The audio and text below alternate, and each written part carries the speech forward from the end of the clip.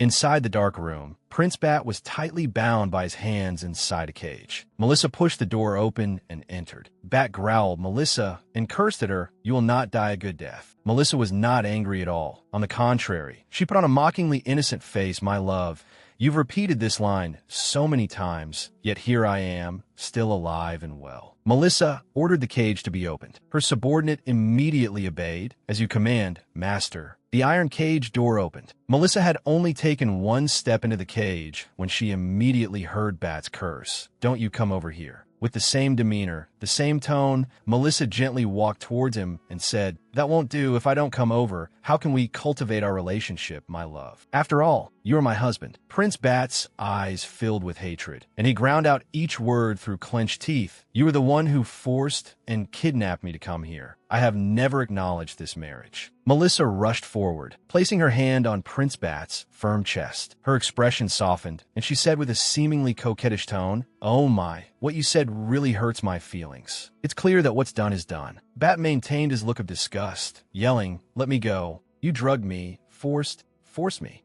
Melissa feigned innocence, pointing a finger at herself. "Force you to do what? Why don't you tell me?" Bat decisively turned his face to the side, cursing Melissa, shameless. Melissa still threw herself at Bat. "I have good news to tell you today." Bat seemed curious and turned back to face her. Melissa wrapped her arms around his neck, pulling Prince Bat closer. "Your fiancé has found the entrance to the witch's forest. Today, she will attack this place to rescue you." Melissa's eyes lit up, turning a bright, hateful red. "It's been a while since I've killed anyone." She looked at him excitedly. "I'll keep her head and give it to you as a gift. What do you think?" Bat agitatedly shouted in Melissa's face, "Don't touch her." Melissa caressed Bat's firm chest. He had no other choice but to grit his teeth and endure it. Melissa said softly, "This is not the attitude of someone begging, Bat." Melissa moved closer, gently placing her hand on Bat's face. She leaned in close to him, coquettishly, "Kiss me." Bat could do nothing, grinding out each word with disgust. "You disgust me." But in the end, he was still forcibly kissed by Melissa. The phone continuously flashed, warning that the battery was about to die. The girl holding the phone cried out in frustration. It had to die at the most crucial moment. I was just about to get to the part where the female lead rescues her fiancé. She was following a European-style romance comic called Don't Provoke Her Highness the Princess. The plot had now progressed to the point where Prince Bat rode to an enemy country for a political marriage with a princess to end the 100-year war between the two empires. On the way, the prince was kidnapped by the lustful witch Melissa and forced to be her husband. To save her fiancé, the female lead led her troops into the witch's world. Unexpectedly, she was still a step too late. Melissa had tortured Bat to death, leaving only his corpse. The image showed the female lead embracing Prince Bat's cold corpse in the iron cage, where Melissa had imprisoned him. With the help of the male lead, she began to hunt down Melissa and destroy all the evil witches. The light turned red. A piercing scream rang out. "Be careful." Headlights shone directly into the girl's face, accompanied by a deafening horn. The car got closer and closer. She screamed in a daze, "This can't be happening." The phone fell to the road, its screen shattering and scattering everywhere. Her heart pounded. "Am I about to die?" From a distance, shouts echoed. Images of warriors in armor fighting. The witch's sorcery. "We've fallen into a trap. Quickly protect His Royal Highness Prince Bat." She felt a vague sense of Prince Bat. Isn't that the female lead's fiancé in Don't Provoke Her Highness the Princess? Looking at the young man who was tied up, she couldn't stop thinking about that line. Why does it sound so much like the scene where Melissa forces the prince? She gasped, instinctively putting a hand to her chest to feel it. "My heart is beating so fast. It's so uncomfortable." Suddenly, she opened her eyes,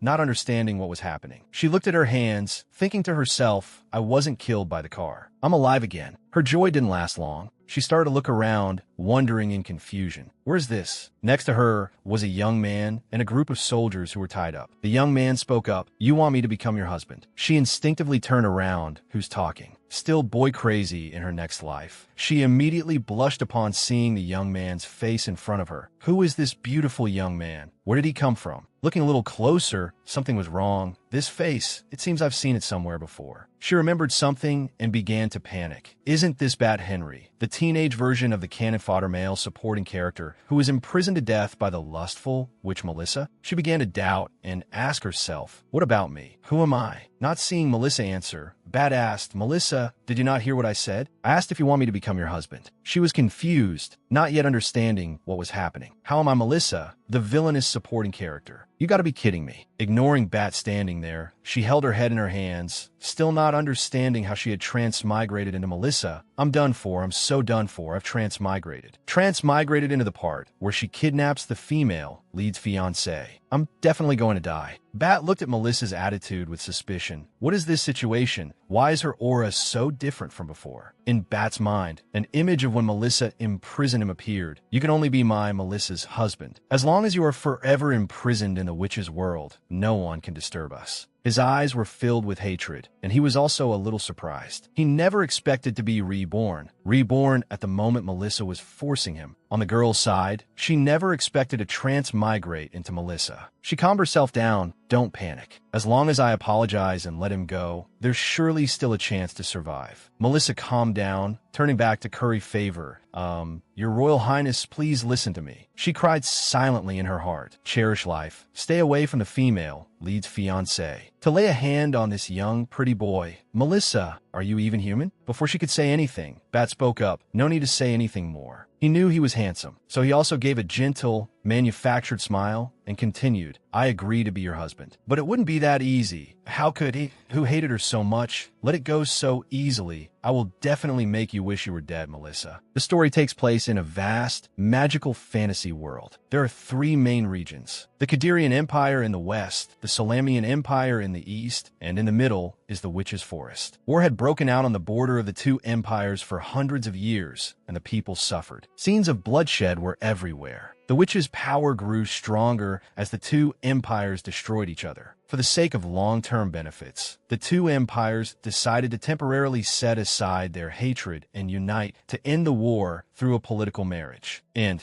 that was the romantic scene woven of a man and a woman holding hands in a shrine. The girl in Melissa's body snapped the book in her hand shut, thinking to herself, I can't believe the lustful which Melissa would snatch. A person midway. The image of Bat appeared in her mind, thinking about what Melissa had done. Kidnapping Bat, the royal prince of the Solamian Empire. She placed a hand on her forehead, shaking her head helplessly. That's right, I am now that lustful witch. She frantically raised her hands to her head, screaming, wanted by 2 empires, then hunted to the ends of the earth by the male and female leads. She was helpless. I don't want this. I won't let this happen. Back to reality. Prince Bat, still tied up, turned to Melissa and said, can you undo the binding spell on the soldiers? I will go with you, just don't hurt them. Melissa waved her hands in a friendly gesture, saying, rest assured, I won't touch a single hair on their heads, and I will also release you. I hope that your highness will not hold a grudge against a lowly person. Please don't take what just happened seriously. As if remembering something, she suddenly burst into tears. The plot. Can I still survive? Bat frowned, not understanding. She wants to put on a show again. Could be she wants to play hard to get. He recalled the events of his past life. He had been captured by her, locked in an iron cage. The scene of him being tied up, Melissa kneeling on the floor, approaching his body to commit depraved acts. That's right, there was nothing she wouldn't do. At that time, he could only grit his teeth and endure, letting her do whatever she wanted. In his past life, in order to tame his body and mind, she used all sorts of despicable and shameless tricks. Bat stared at Melissa, who was standing with her chin in her hand. It's all just her fake facade. Meanwhile, Melissa's eyes clearly showed anxiety and apprehension. Why isn't he saying anything? Could it be he still wants to settle scores with me? She cried out in her heart, damn it, why didn't I transmigrate as the female lead? Why did it have to be the villain boss Melissa? Bat smirked. Why do you want to send me away? He immediately put on a gentle, weak, and girlish expression. You don't like me anymore? Didn't you like me so much before that you even crashed a wedding? For me? Bat thought. The hatred has been there for a long time. How could she just let me go? He continued to feign weakness. Don't abandon me. I don't want a political marriage. I just want to be with you, Melissa. Melissa was struck by a thunderbolt of love. She exclaimed so cute. The teenage Bat looked so obedient. In the original story, After being defiled by Melissa, he became gloomy. Over time, he developed Stockholm Syndrome. In his heart, he hated Melissa, but he couldn't help but want to sink into depravity with her, right up until he died at her hands. Now in Melissa's body, she couldn't cry even if she wanted to, screaming helplessly, "This is truly karmic retribution. Could it be because I shipped the couple in the comic that I was made to transmigrate into this female demon?" Prince Bat was still tied up tightly. At this moment he spoke. "Sister Melissa, it hurts. Can you untie me?" Melissa was a little moved, her face flushed, and her heart beat faster, seeing his pitiful appearance at this moment. In her mind, she thought, "I'm having improper thoughts, I am guilty." But he called me sister. Who could resist that? As for Bat, he was still there with pleading, sparkling eyes, hoping she would release him. Melissa quickly came to her senses, approaching.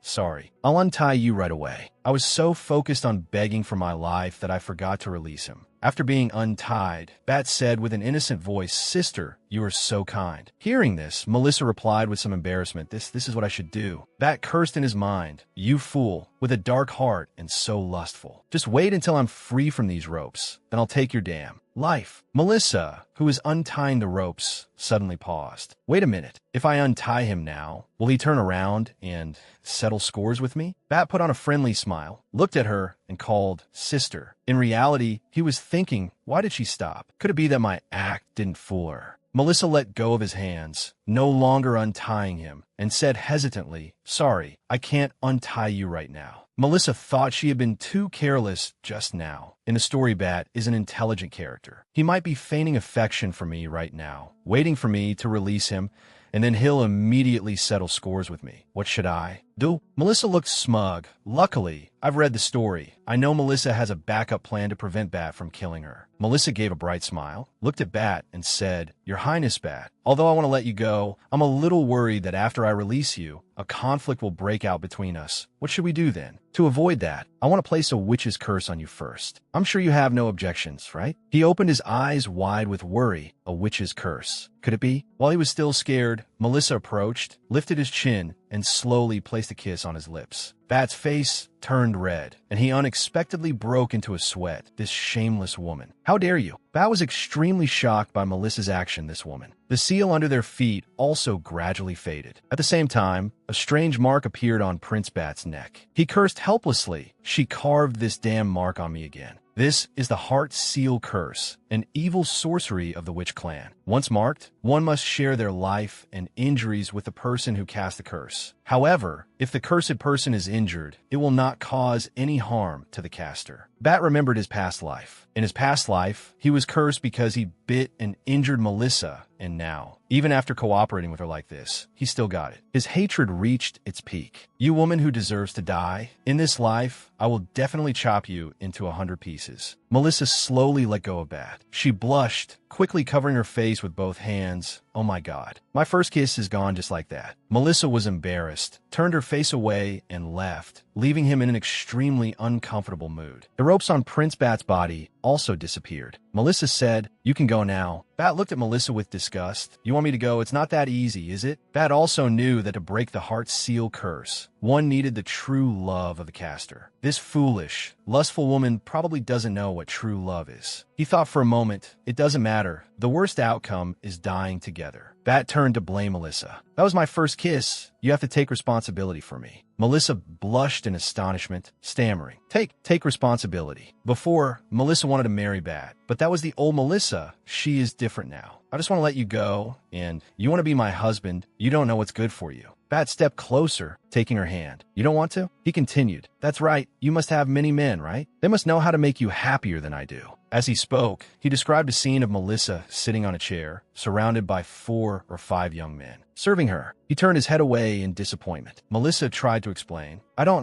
have any." She was at a loss for how to explain. "I've been single for 24 years, and the only man I've ever kissed is you." Bat happily turned back, saying, "So, you agree to marry me?" Melissa blushed in surprise. "Huh?" Bat hugged her tightly. "Sister, I will definitely be a good, qualified husband." Prince Bat's expression suddenly darkened, full of hatred. "Get ready for my revenge, Melissa." The two of them walked hand in hand. To everyone's surprise, "Look, that's Melissa." The people around them were buzzing with gossip. Who is the young man next to her? She didn't really kidnap the prince of the Solamian Empire, did she? She's getting bolder and bolder. Bat, walking beside her, said, "Sister, everyone is talking about you. You're very famous." Melissa put a hand to her forehead, sighing helplessly. Is being famous for a bad reputation a good thing? The entire witch's forest knows that Melissa is lustful, preying on the old and young alike. Moreover, she recalled that if Bat followed her, he could say to his subordinates, "Go back and report to my royal father. I have found my true love. I'm not going through with the political marriage anymore. Let him resolve the dispute between the two countries himself." She didn't think he would say that, wondering, is this still the comic I read? Melissa turned to see Bat deep in thought. In the original story, Bat clearly hated Melissa to the bone for kidnapping him. So why is he clinging to me now? She didn't think about it too much anymore. In short, before the female lead finds him, I can't afford to offend this ancestor. I have to serve him well to avoid a tragic death later. Bat pondered. This is the legendary witch's world, is it? The witch's forest, located between the two empires, has been shrouded in mysterious magic for many years. It is rumored to be the birthplace of the sun god, and that many hidden treasures are inside. And it is because of plundering these treasures that people see witches as an evil force that must be destroyed to preserve the purity of the sun god. Bat thought to himself, so this is what this place looks like. Perhaps he would never forget his past life. In his past life, he was led around by Melissa on the street like a dog on a leash. At that time, people gossiped just like today. The people around them constantly gossiped about both him and Melissa. He would never forget those mocking smiles. He also comforted himself, but my eyes couldn't see. By the time I could see the light again, I was already locked in that cage, a place I was never able to leave until I died. He gritted his teeth. Melissa, I will definitely. While he was lost in thought, from behind, a girl was rushing towards them, screaming, "Get out of the way! Get out of the way!" Melissa reached out, pulled him towards her. Hugging him, she shouted, "Be careful." Bat's whole body unexpectedly fell into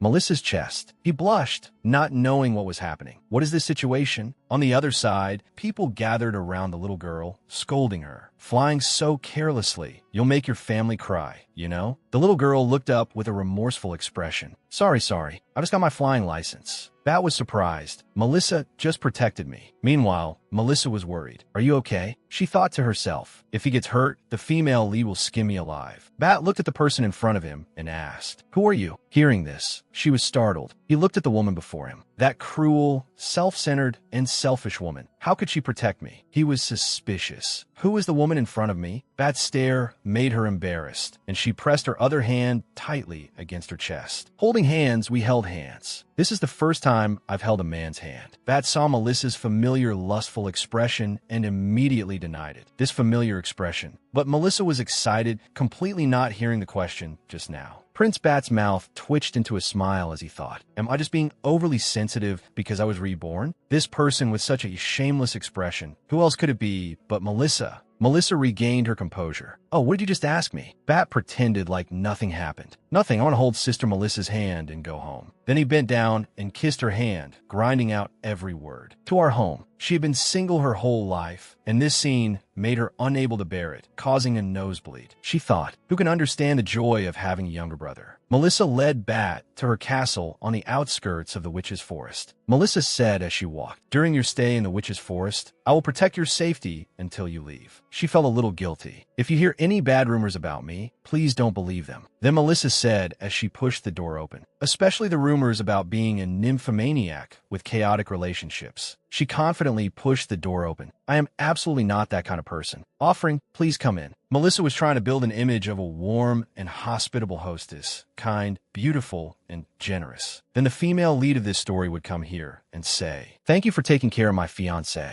And Bat at her side could also speak up. I can prove she is not a lustful witch. And she could reply from a high and mighty position. This is what an upright person like me should do. She covered her face, delighted with her plan. Haha, from now on I have to change the direction of the story. After finishing her perfect plan, she smiled at Bat. Don't be shy. My house is very big. You're the first man I brought back here. Bat blushed upon hearing this. The tinkling bell of a man echoed. He obediently bowed, Master. Melissa looked inside, and the scene before her also stunned her. A line of men spoke in unison. "Master, welcome home." And this was exactly a paradise of handsome men. Melissa stood there in shock, as if her soul had left her body. "What the hell is this?" Bat's face also darkened. Bat was angry, his mouth twitched, but he held it back and replied, "Yes, I liked it." He thought to himself, "This woman, besides me, how many other men does she have?" Melissa laughed loudly. "Ha ha ha, I'm glad you liked it. Now that the performance is over, I will pay them and send them home." She said hurriedly, "Wait for me a moment." Then she opened the door and rushed into the room. The door slammed shut. Bat stood outside the door with his arms crossed. "Huh, and she said she only liked me. She's a liar as expected. This debt, I will slowly settle it with you, Melissa." Melissa entered the room, sitting majestically on the chair before the lineup of handsome men. "I don't care how you all got here, but from today onwards, you can all leave." Melissa knew what she was doing. If she wanted to keep this life, she first needed to get rid of the lustful label. She absolutely could not let Bat and others look at her with wary eyes anymore. Melissa remained seated, not even glancing at them. One of the men stepped forward and said firmly, "I will not leave, Master." That person knelt down. "Does Master have a new favorite and no longer need us anymore?" The other one also knelt down, placing a hand on the chair Melissa was sitting on with a determined look. "Me too." His eyes became sad. "If Master tells me to go, you might as well kill me." Melissa didn't know how to handle this situation.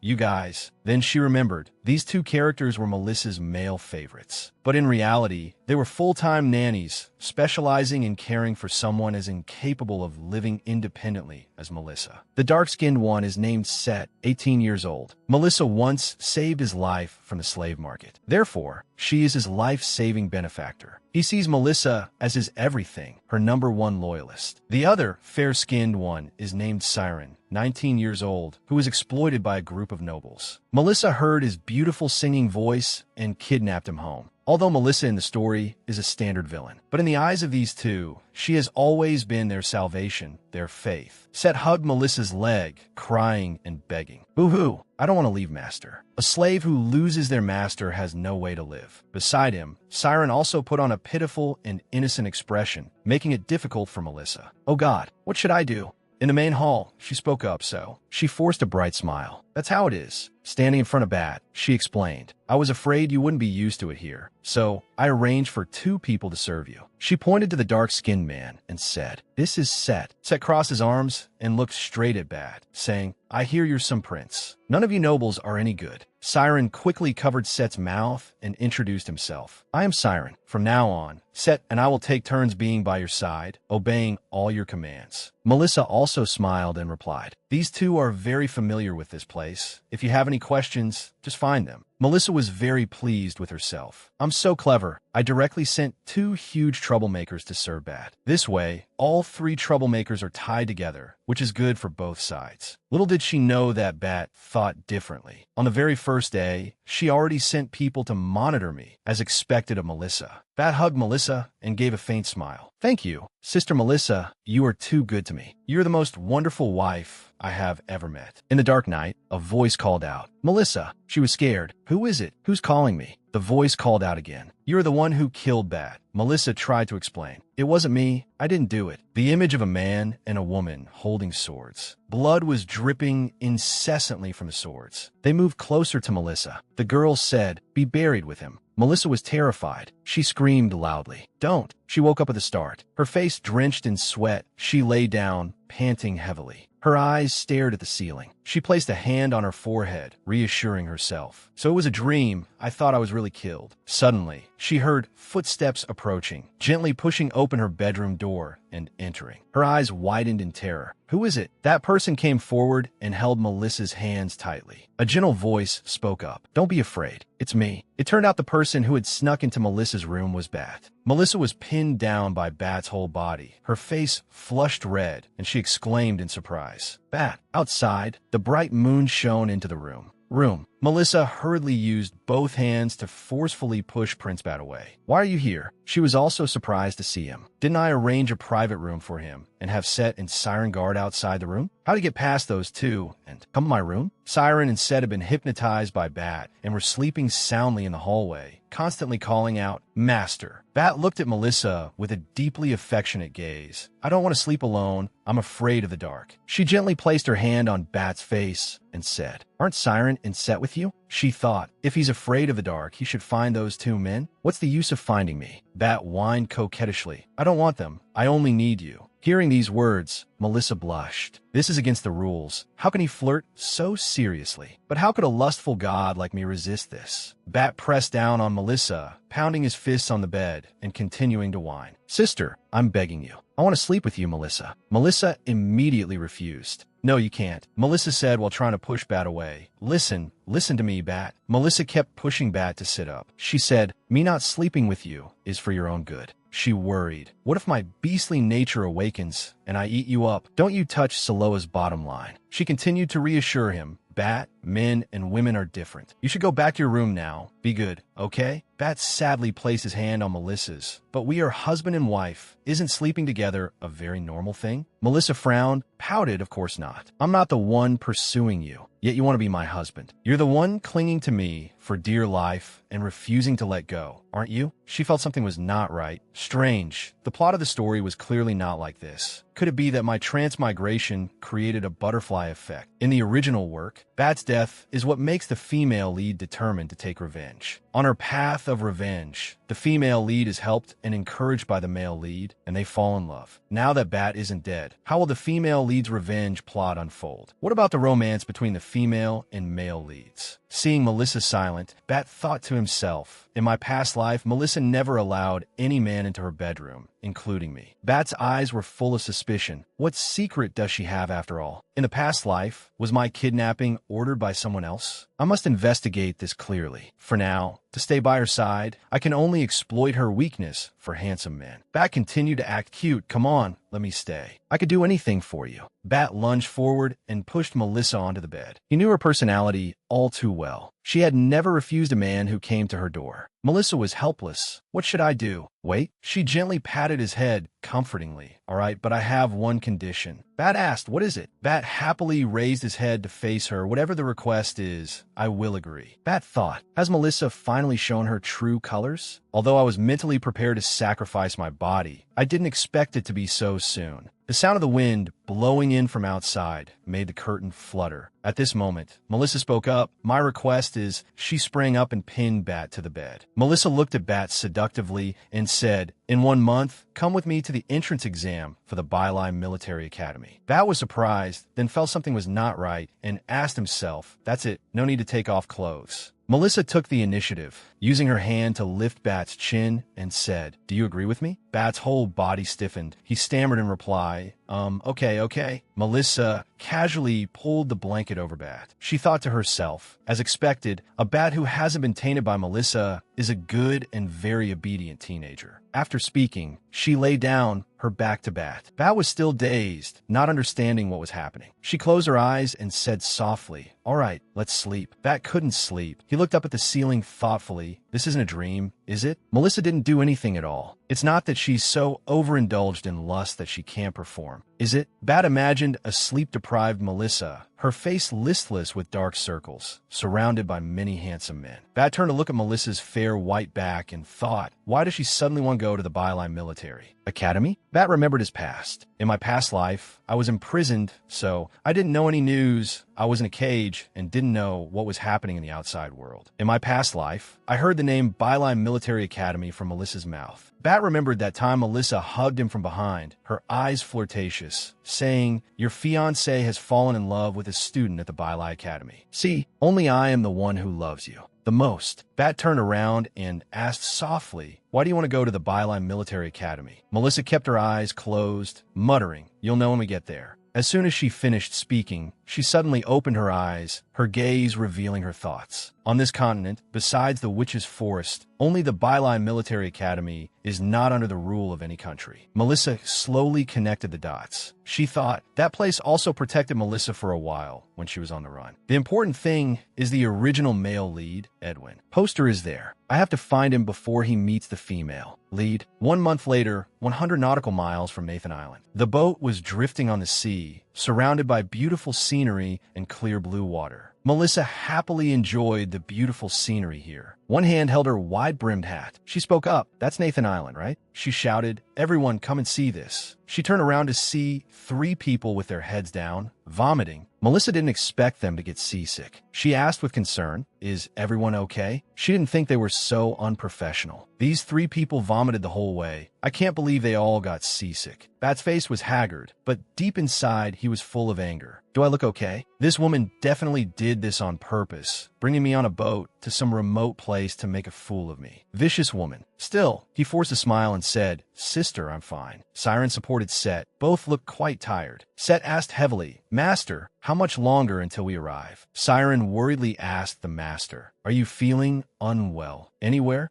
Melissa replied with a bright smile, "No, the sea breeze is very cool. I like it a lot." Set thought, as expected of the master, the waves are making the boat rock, but the master is completely unaffected. Set turned to look at Bat judgmentally, not like that useless guy. So weak. I don't understand what the master likes about him. The people on the boat were chattering noisily. Why isn't the boat moving anymore? Everyone was looking around. A voice rang out that caught her attention. "We're still very far from the Byline Military Academy." Melissa wondered, has something happened? Seeing the situation, the captain appeared like a god. He immediately reassured them. "Dear guests, I'm very sorry. The area ahead is under the jurisdiction of the Byline Military Academy. The boat cannot proceed any further." Someone asked indignantly, "Why is that? We have to take the entrance exam for the school tomorrow. We can't be delayed." Another person spoke up, that's right.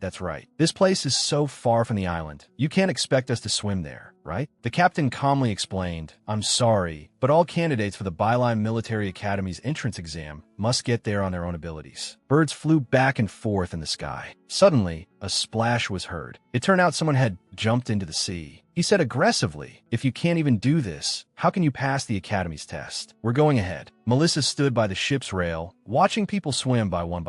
Bat, beside her, gently tugged on Melissa's sleeve and said, "Sister Melissa, I don't know how to swim." In fact, he was gloating, dragging along 3 burdens. "Let's see how you handle this." Bat shook his head as if he had misspoken. "No, why did I count myself in that?" Melissa patted Bat's head and replied, "Don't worry." She moved closer to look at Bat. "I'm here. You just need to stay put." Melissa held the wooden board and thought, I knew getting into the Byline Military Academy wouldn't be this easy. Luckily, I was prepared. Melissa turned towards Bat, pointed at the wooden board, and said, "It's this." She said confidently, "The assault surfboard." The name might be a bit strange, but she liked it. Bat asked doubtfully, "What is this? Is she planning to use this to get ashore?" Set excitedly raised his hand and said, "I know. Everyone lies on the board and uses the force of the waves and wind to drift ashore." Siren, standing beside him, spoke up, "But the wind is against us now." Set's eyes widened in reply, "All right. What does the master want to do after all?" Melissa smiled, tied up her hair, and said gently, "Set is very smart, but that way we won't make it to the Academy's entrance exam in time. I have another way." Bat smiled with a probing gaze, "Sister, are you planning to use witchcraft?" Bat thought smugly, "If she does that, her identity as a witch will be revealed immediately." Although the Byline Military Academy trains elite officers from different countries, it explicitly forbids witches from entering. Bat looked at Melissa and thought, why does Melissa want to enter the Byline Military Academy so badly? What was her intention, really? Melissa threw the wooden board into the sea. She winked confidently, "Watch my performance." Melissa jumped onto the board, surfing on the sea and thinking to herself, let this surfing enthusiast shake up this other world. The waves crashed and roared, while Melissa was engrossed in her fun. From a distance, someone pointed toward Melissa and said, "Look quickly, what is that?" "Someone is surfing on the waves." Melissa gracefully surfed the wooden board on the blue waves. It looked so beautiful. People didn't know how she did it and asked in surprise, "Is she using magic?" Someone else praised, "So amazing. How did she do that?" Melissa turned to look at Bat. "Did you see that?" "Bat," she said smugly. "Now I'll go to the island and borrow a boat to pick everyone up." The 3 of them stood by the ship's rail, watching. Set spoke up, "Did you see that? That's my master." Siren stood beside him, looking extremely worried. "Master, allow me to sing a prayer for you." Bat looked over and thought mockingly, "These 2 loyal dogs? I don't think she's cool at all." Melissa followed the waves, gradually moving away from the boat, constantly reminding them, "Wait for me," obediently. Bat remained silent, observing and thinking to himself, "I want to see how you pass the Byline Military Academy's test tomorrow without revealing your identity." On the island, at the majestic Byline Military Academy, a voice rang out. out. Tomorrow is our school's annual recruitment day. The students whose names are called will assist the teachers with testing and evaluation. It turned out to be a teacher. She was standing on the lecture platform, speaking with a dignified air. You need to pretend to be new students and blend in with them to observe their morals and abilities. Even though Foster below was covering his face with a book, sleeping, she continued to speak gently. The scores you give will be counted towards their total score. It is very important for their future. Now I will call the names. Adora. The student answered clearly, present. Next, Foster. Still no student responded.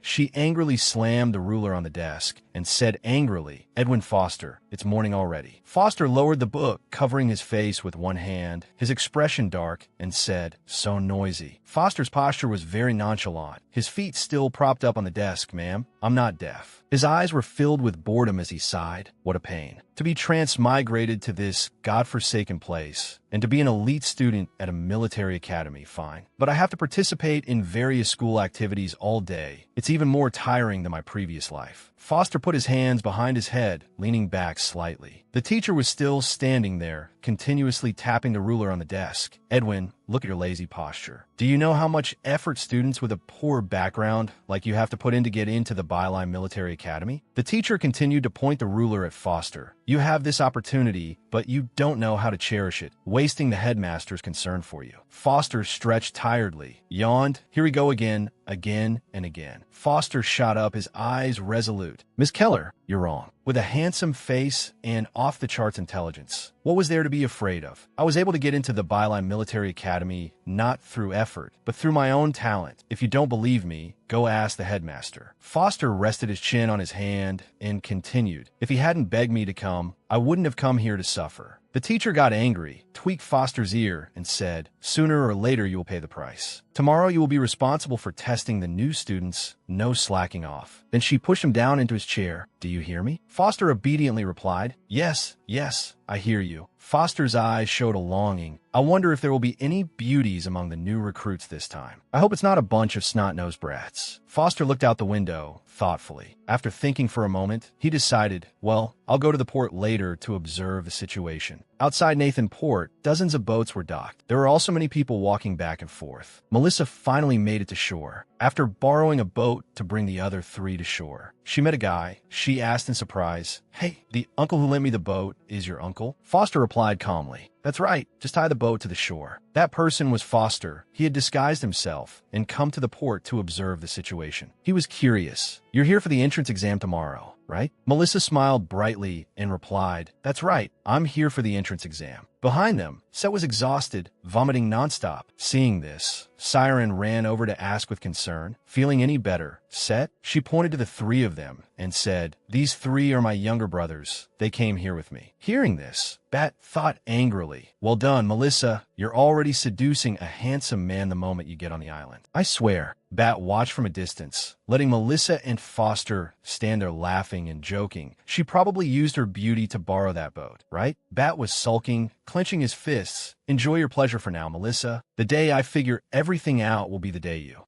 Melissa saw Bat standing there, his expression changing slightly, and called out, Bat, are you listening to me? Melissa slowly walked over, looked at the three in front of her, and said, Bat, Foster said his house is very close to the Byline Military Academy. We can stay at his place for the night. Bat put on an obedient expression, smiled, and said, I'll listen to you. But behind that smile was jealousy. Foster, you're already calling him by his name. Melissa is very resourceful. Bat crossed his arms and watched them laughing and talking happily with a scowl on his face. I can tell at a glance that this man is not an honest person. But it's fine. Melissa will make a move on him anyway. Bat imagined the scene of Melissa holding a knife and fork, eating Foster's flesh.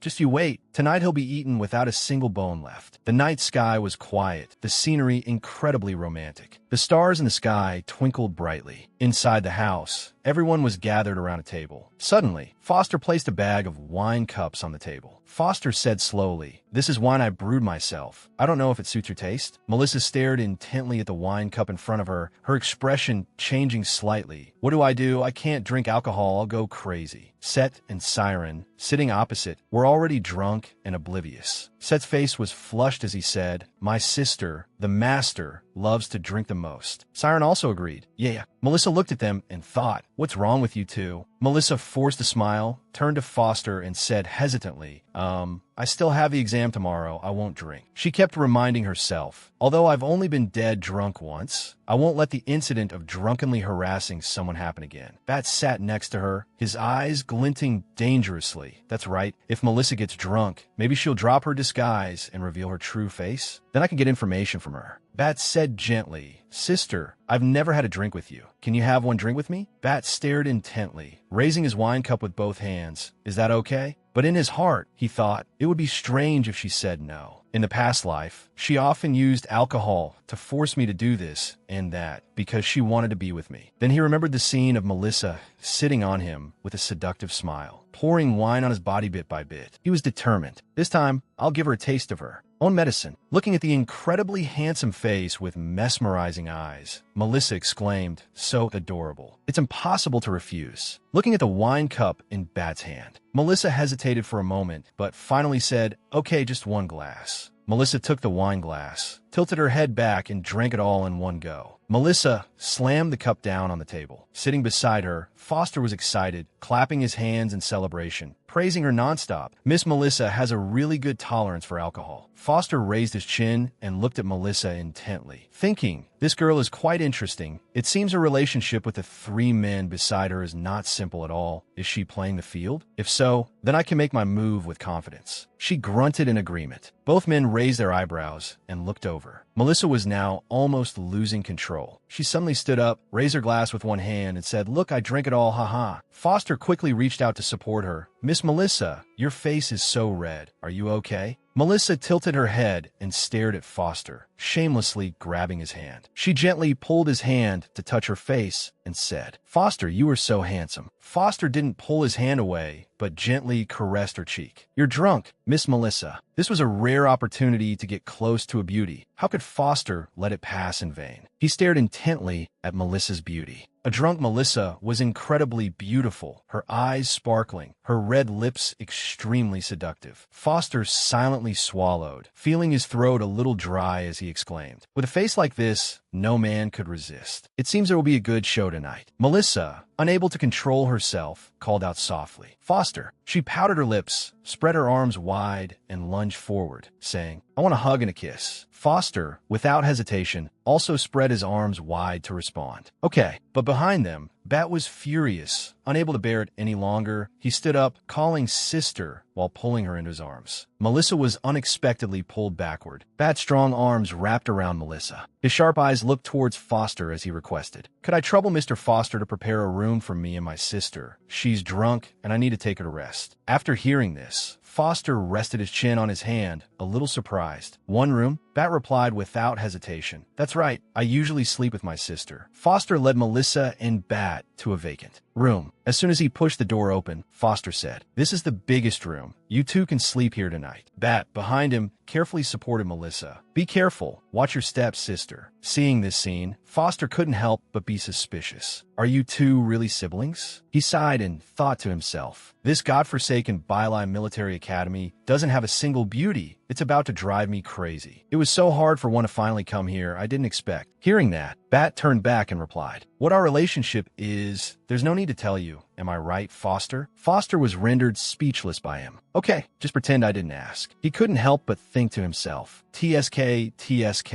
As expected, their relationship isn't simple. One woman and three men. Young people these days really know how to play. After thinking, not want to be a third wheel, Foster had to leave this place full of public displays of affection. The door closed with a click. Melissa, lying on the bed, suddenly spoke. It's so hot. That sentence suddenly caught Bat's attention. He turned his head and asked, Sister? Perhaps the drink from earlier had made her body hot. She spoke in a seductive voice. These clothes are so cumbersome. Take them off. Seeing the scene before him, his heart pounded as if it would jump out of his chest, his face suddenly turning red. A bit of reason in him told him to run over, and stop her, saying loudly, "Don't." The two were now face to face. Because she was drunk, she called his name. "Prince Bat." He also replied, "It's me, Sister Melissa." His eyes showed a thoughtful look. "Now it's just the two of us. What does she want to do to me? No matter what she wants to do, I must take this opportunity to get information from her." She gently touched his face, pulling the distance between them closer. "Hee, I gotta touch the real person. I always thought you were very handsome." Although she was drunk, she didn't say everything, still keeping her own thoughts to herself. "It's just that in the original story, you were a male supporting character who made an early exit. What a pity." He also placed his hand on hers, smiled, and said, "Was it because you liked my appearance that you snatched the marriage, Sister Melissa?" He said that, but he also had his own thoughts. In the past life, Melissa got tired of other men very early on. She was only infatuated with me. I didn't understand why before. It seemed she was really satisfied with my appearance. She answered nonchalantly, "That's not it. It wasn't me who wanted to snatch the marriage. It was the Melissa in the original story." That sentence startled him. The shock made him turn back, grab her shoulders tightly, and ask, "What? Then who ordered you?" He thought, as expected, just as I guessed, there's something shady behind the marriage snatching. Although Melissa is lustful, she's not stupid enough to offend two great empires at the same time, unless there was a greater benefit behind it driving her. She stretched, not bothering to answer his question.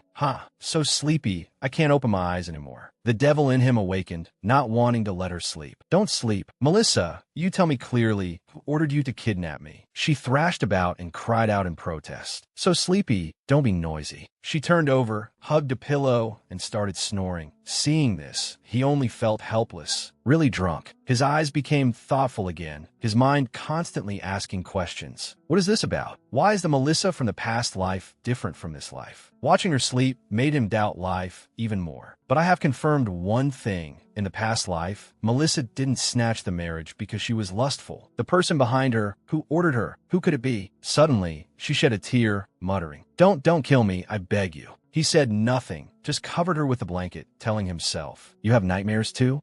Before I find out who's behind this, I'll let you live a little longer." A bustling morning on Nathan Island. The nobles introduced each other one by one. "I am from the Finn royal family. My wife is Duchess that." He stood from a distance, assessing the situation. They're all descendants of nobles from various countries. As expected of the Byline Military Academy, to be able to gather people with political conflicts together. Her male favorite, Set, spoke up from behind. "Are all these people here for the entrance exam?" Siren, beside him, observed the situation. "The competition rate is so high." Despite that, Set still said aggressively, "The master will definitely have no problem." Siren reminded him from the side, "Set, here you have to call her sister. The Byline Military Academy only allows family members to accompany." Foster also appeared and came over to Melissa. "Here, Miss Melissa, I've already gotten it for you. This is the name tag." Melissa took it. "Thank you for your trouble, Foster." She thought to herself, the locals are really different. Even registration can be done through the back door. He smiled in reply. "No trouble, because I also want to take the entrance exam with you." Bat, standing nearby, saw this scene and was slightly annoyed. What? This annoying guy is also participating? Everyone moved to the dark forest, the location of the exam. Foster led the way and introduced. "This is the dark forest. Passing through this forest will get you to Bylai." A noble following behind said. The Bylai Military Academy uses the dark forest to test candidates. Only those who can get through the forest can pass the preliminary selection. That sentence caught Melissa's attention. She was apprehensive. This sounds troublesome. Bat immediately went to her side to reassure her. "Don't worry. There are many of us. We can definitely overcome the difficulties." Inside, he calculated. Melissa wants to enter this academy. Could the person behind her be someone from the academy? I have to let her enter the academy smoothly, so I can get closer to the truth. All the calculations in his head were planned out. Seeing this, Foster came forward to take her hand, using his handsome looks to reassure her. "Miss Melissa, don't worry. I will protect you." Foster was also not to be outdone. To win over a beautiful woman, one must show the charm of a boyfriend. This scene made Bat boil with anger. After entering the forest, I must find a way to kick this rotten worm away. She could only force a smile, thinking simply. Foster is so enthusiastic. But inside, she had other thoughts. She remembered the plot. After the female lead Lena in the story learned that her fiancé, Bat, was attacked, she immediately led reinforcements. During the trip, her team encountered a big storm, drifted to Nethan Island, and was saved by the male lead. The two fell in love at first sight. She looked at Bat and thought to herself, there's still some time before that plot point. I just need need to cling to the male lead's thigh first, then let Bat go save the male lead, preventing the two from falling in love, and I can change the plot and survive. Seeing her staring at him intently, he suddenly felt a little scared. Why is Melissa staring at me like prey? What trick is she planning now? In the distance, a man was loudly attracting everyone's attention. Don't be ungrateful. That aristocratic man was tightly holding a girl's hand. It's an honor for you that this young master agrees to be on the same team as you. As long as you obediently become my woman, I guarantee you'll pass this enrollment. Foster saw this and felt annoyed. Again, every year during enrollment, there will be some pests. He then turned to Melissa. Let's go, Miss Melissa. He didn't care too much. The school will intervene anyway. I don't need to get involved. Flirting with the important girl is more important. On the side of the aristocratic man, it was still ongoing. He moved closer to the girl, lifted her chin, and said, "Not talking? Then I'll take that as a yes." The girl only then resisted. "Let go if you don't want to die." It was none other than Lena Nia, 18 years old, and also the female lead, princess of the Salami Empire. Melissa turned to ask Foster, "Are they arguing?" Foster explained, "At this time of year, nobles from all over the world will gather, so it's very normal for disputes to occur." Bat finally decided to speak up. Perhaps he was more like a scarecrow. "I see that lady is being pestered. A gentleman like Foster surely won't stand by and watch, right?" He was silently waiting for an opportunity. "This is great. I can use this as an excuse to send him away. That way he can't stick to Melissa anymore." His mind was thinking, but his heart was in turmoil. I'm not jealous at all. I just hate him." Hearing that, Melissa turned to look, asking, a female student?" This made her curious. Female soldiers in the Byline Military Academy are extremely rare because female students are naturally weaker than male students, so it is very difficult to pass the academy selection rounds. Just as she finished speaking, the scene in front of her made her surprised. Lena then flipped that nobleman over. "I told you not to mess with me. My silence doesn't mean I'm gentle that you can just keep poking." Melissa was extremely surprised, covering her mouth and thinking to herself, "That person is Lena Nia," and she was beating that nobleman to a pulp, making him cry out, "Ow, ow." What surprised Melissa was because, why did the female lead of the comic appear at this time? Lena turned and spoke. "Get lost." The nobleman crawled away, his mouth still trying to say, You just wait for me. Let me see what you can do." Lena dusted off her hands, her annoyance showing, a thing that only knows how to bully the weak. The maid Elsa ran over.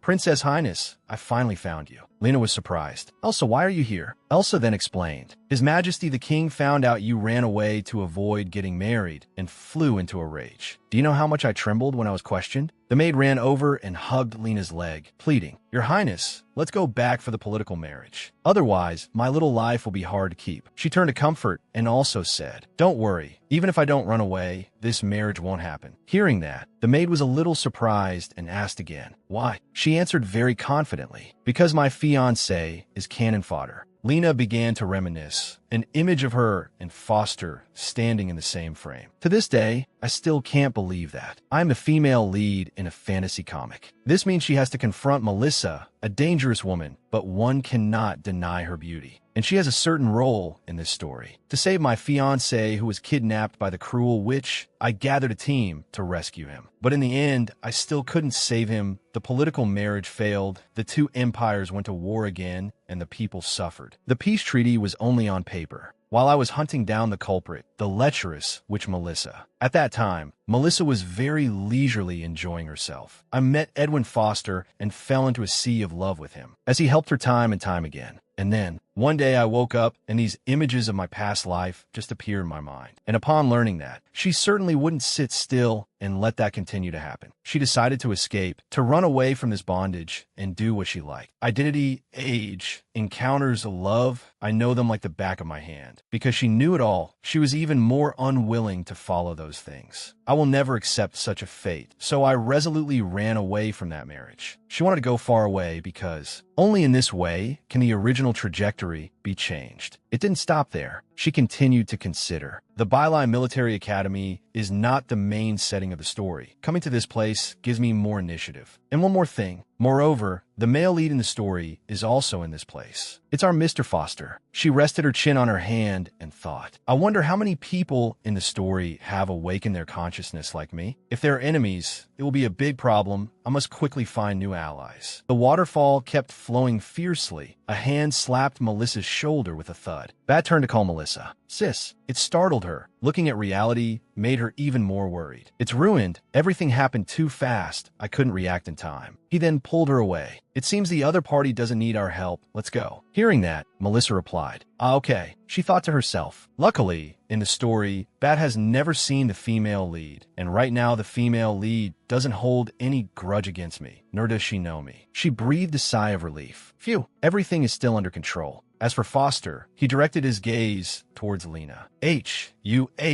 An unexpected gain, another great beauty. He then made a comparison. Melissa is sexy and charming, while Lena is strong and has personality. But no matter who it was, he knew his own limits. But she doesn't look easy to woo. He turned and walked after Melissa, figuring she was still the smarter choice. So be it, don't lose a watermelon while picking up a sesame seed. Being faithful is the most effective way to attract a girl. He's absolutely right. Over on Lena's side, a little boy ran up to her and called out, Cease. She was quite surprised.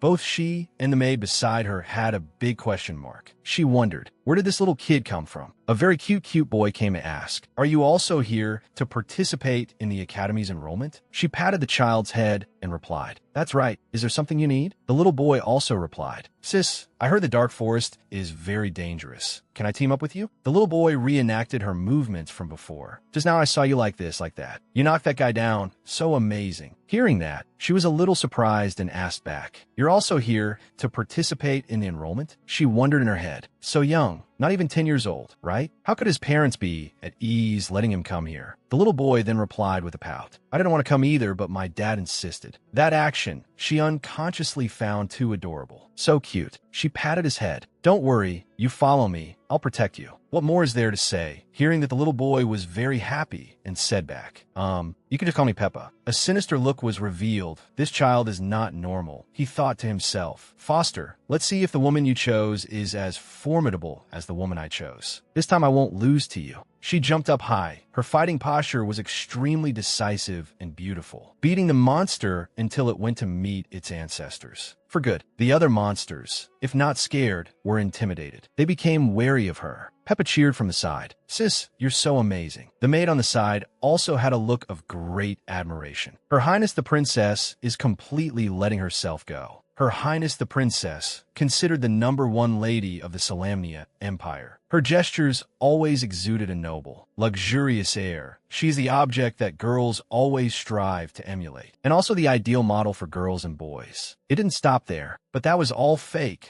The princess's force value could be compared to the captain of the Royal Knights. Even so, she was just a political puppet. His Majesty the King wanted a political marriage between the two countries, deliberately hiding the princess's true self from the outside world. The nobles on the side were full of praise. What is this young lady's background that she can defeat a whole pack of wolves by herself? Luckily we have her, otherwise we would have been in big trouble. Peppa felt satisfied and thought to himself, an unexpected gain. This girl's strength is at least in the top 3 among the new students. Someone like this will definitely be noticed by the academy. Melissa from afar had also observed everything, extremely surprised. So strong. This is the female lead in the story, full of buffs. She, with tears in her eyes, silently begged, Sob, I don't want to become her enemy. I have to befriend her. Bat saw Melissa's eyes constantly admiring the white-haired girl, feeling like he had another love rival. This woman, don't tell me she won't even spare girls. Of course, he wouldn't let that happen. He walked in front of her, waving his hand. Sis, we're so lucky. We passed through the dark forest without having to do anything. She scratched her head and laughed. That's right. She was also secretly happy in her heart. With the female lead here acting as a magnet for hatred value, it's not the turn for a supporting character like us to shine. Bat's face suddenly turned cold again, deep in thought, before she successfully passes this enrollment. I can't let Melissa attract any bees and butterflies. In the sky was a monitoring crow from the Byline Military Academy. All of Lena's actions were recorded. On the teacher's side, they were also praising. Not bad, not bad. The new students this time are quite good. The red-haired man, Andre Laku, a teacher at the Combat Academy, spoke up. Especially that girl. Although her fighting style is individual, it's very strong. I'm sure I can turn her into a key force for our academy. The white-haired man, Hugh Sam, a teacher at the Alchemy Academy, immediately retorted. It's too early for Teacher Laku to say that. What if she doesn't like your Combat Academy? Teacher Laku slammed the table and stood up. Hugh Sam, don't blame me for warning you. If you continue to condone your students and scrupulously poaching people, I will make you look good. The chairman spoke up to mediate. All right, stop arguing. That person was Jason Kelop, the headmaster of the military academy, who spoke in a stern voice. Look at the two of you. Do you look like teachers? He then turned to the teacher next to him. The children have all arrived, right? Ella, you go and conduct the final selection round. The woman stood up and replied, Yes, headmaster. She is Ella Keller, a teacher at the Command Academy. She left the school's meeting room, heading to the candidates for the final selection. Hugh Sam was dejected. As expected, all the good things are given to Ella. The proctoring teacher is the teacher most chosen by the new students. Not hearing it was one thing, but hearing it, teacher Laku pointed his finger. Hugh Sam, don't be so weird. Prioritizing women is a basic courtesy of a gentleman. If you don't agree, let's go outside and have a fight. Hugh Sam turned his face and cursed under his breath.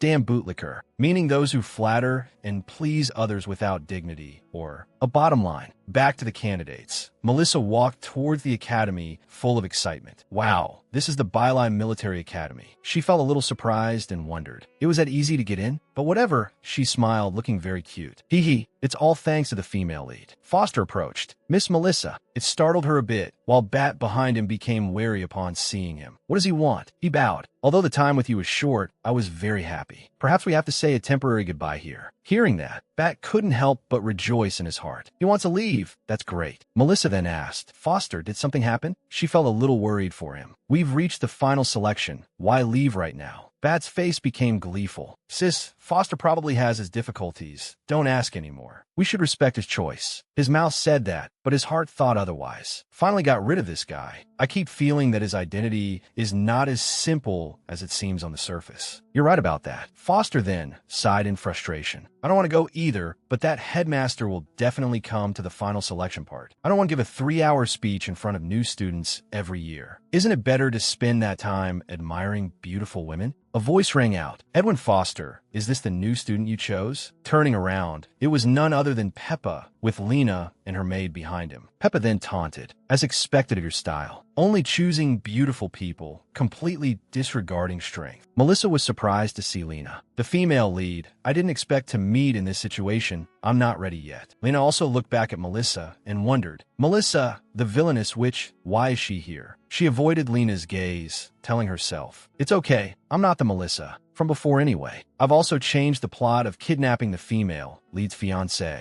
The female lead definitely doesn't recognize me now. She sighed, let alone me. She hasn't even met her own fiancé yet. Lena turned to Bat. He is. She had also recognized him. A little surprised. Bat Can, my marriage partner. The cannon fodder character who was kidnapped by Melissa right after our marriage and imprisoned until death. Bat saw that something was wrong with Melissa and asked, you're sweating a lot. Are you okay? Melissa replied, I'm fine. It's just a little hot. He kindly wiped the sweat for her. Let me wipe it for you. Melissa was a bit awkward. No need. That would be too much trouble. He still happily wiped for her. I'm not tired, as long as you're comfortable. These actions were all seen by Lena. She was surprised. What is this? Until his death, Batkin hated Melissa with a passion. But why is their relationship so good now? She was still suspicious. Did he just call her sis? Maybe I mistook him for someone else. They look alike, but are not the same person. She reassured herself. It's okay. I have time to investigate this matter clearly. If it's really the lecherous, which Melissa, then I will definitely eliminate this pest for the people. Arriving at the academy gate, the candidates gradually entered the final preliminary round. Foster looked down at Peppa and said, Peppa Lem, I don't have time to play with you right now. In his head, he was now thinking of a way. The final selection test is in less than 10 minutes. I have to leave quickly. Peppa, unwilling to lose, spoke up. You're afraid of losing, aren't you? The number of new students choosing our Alchemy Academy will definitely beat your Command Academy. Just you wait. Teacher Hugh Sam will definitely get the proctor qualification this year. Foster speculated. It's not discrimination, but enrollment is related to the school's image. With the headmaster's personality, he wouldn't let him proctor alone. Foster didn't bother to argue, patting Peppa's head. All right, I'll wait and see. Knowing his small stature couldn't do anything, Peppa just turned his head and huffed. It seems Melissa also heard the conversation and went over to ask, Foster, you're a student of the Command Academy. She was suspicious. It seems even his name is fake. What is his purpose in approaching us? Foster knew he couldn't hide it anymore and admitted, I'm sorry, Miss Melissa, to find outstanding talent for the school. I had to do this, hiding my true identity to approach you. That was right from the beginning. I said this guy was suspicious. A child of the sea without a single fishy smell on him, and no fishing gear in his house either. Our guy is top-notch. Now Foster will reveal his true identity. Let me introduce myself again. My real name is Edwin Foster, a third-year student at the Command Academy. Hearing this, Melissa was surprised. What? Isn't this the name of the male lead in the story? How can it be such a coincidence? Just remembering now, she asked. Your eye. She still clearly remembered the plot in the story. I remember the male lead in the story isn't. Blind. I'm sorry. Foster apologized as he took off the eye patch. The aura of the male lead in the novel radiated out. I'm not blind. Wearing an eye patch was just for disguise. He sincerely admitted his fault. I sincerely apologize to you, Miss Melissa. I hope you can forgive me. Please don't be angry with me. Lena at the side was no less surprised. I can't believe it's him, my lover. Bat looked at Melissa smugly.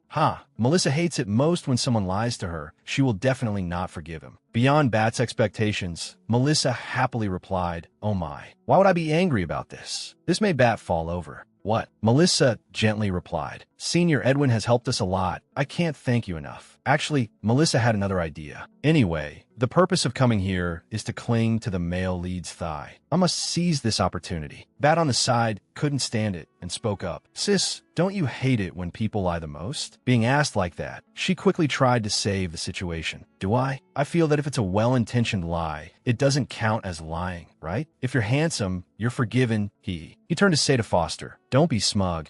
She's just temporarily mesmerized by you. Lena on the side scratched her head. The relationships are too chaotic, and she also felt chaotic. The person suspected of being the lecherous, which Melissa is simultaneously entangled with her fiancé and her lover. A group of people began to walk out, and everyone gradually started to buzz. Look, someone's coming. It's Miss Ella Keller. Miss Ella seriously introduced herself. I'm very happy that so many people have entered the final assessment round of the Byline Military School this year. I am your examiner, Ella Keller. What happens when a fan meets their idol? Melissa moved closer to him and whispered, Ella Keller is the most important female military officer of the Byline Military School, a role model for contemporary women. We must find a way to enter her command academy. She also remembered the principle. In the story, Ella Keller is the mentor of the male and female leads, only by becoming her student. Can I simultaneously cling to the big thighs of the male and female leads? Not knowing if he heard anything, he saw that Melissa was very close to him and silently thought, too close. But then he stopped to calm down. Damn it, why did I think of the damn things Melissa did to me? I absolutely cannot forgive her. Why does she want to enter the command academy so much? Could the person who sent her be there? Perhaps her guy is starting to think a bit too far. She saw that his head had been in the clouds and asked, Bat, are you listening to me? Your face is so red. Are you sick? She placed both hands on his cheeks, making his face even redder. Their faces were very close. Melissa just said, strange, not hot. As for Bat, he was speechless. Regaining his composure, he pushed her away. I'm fine. It's just stuffy with so many people. Ed, a classic case of being in denial. Beppa felt dissatisfied. So the examiner isn't teacher Hugh Sam. Damn it. Lena stood with her arms crossed, thinking, I remember this plot point. The final assessment of the Byline Military School is for everyone to snatch each other's nameplates. Only the 50 people who still have theirs at the end can enroll. Miss Ella announced from above. Now I will announce the content of the assessment. Everyone received a nameplate when they registered. Next, everyone must snatch the nameplates from others' hands within half an hour, causing them to be eliminated.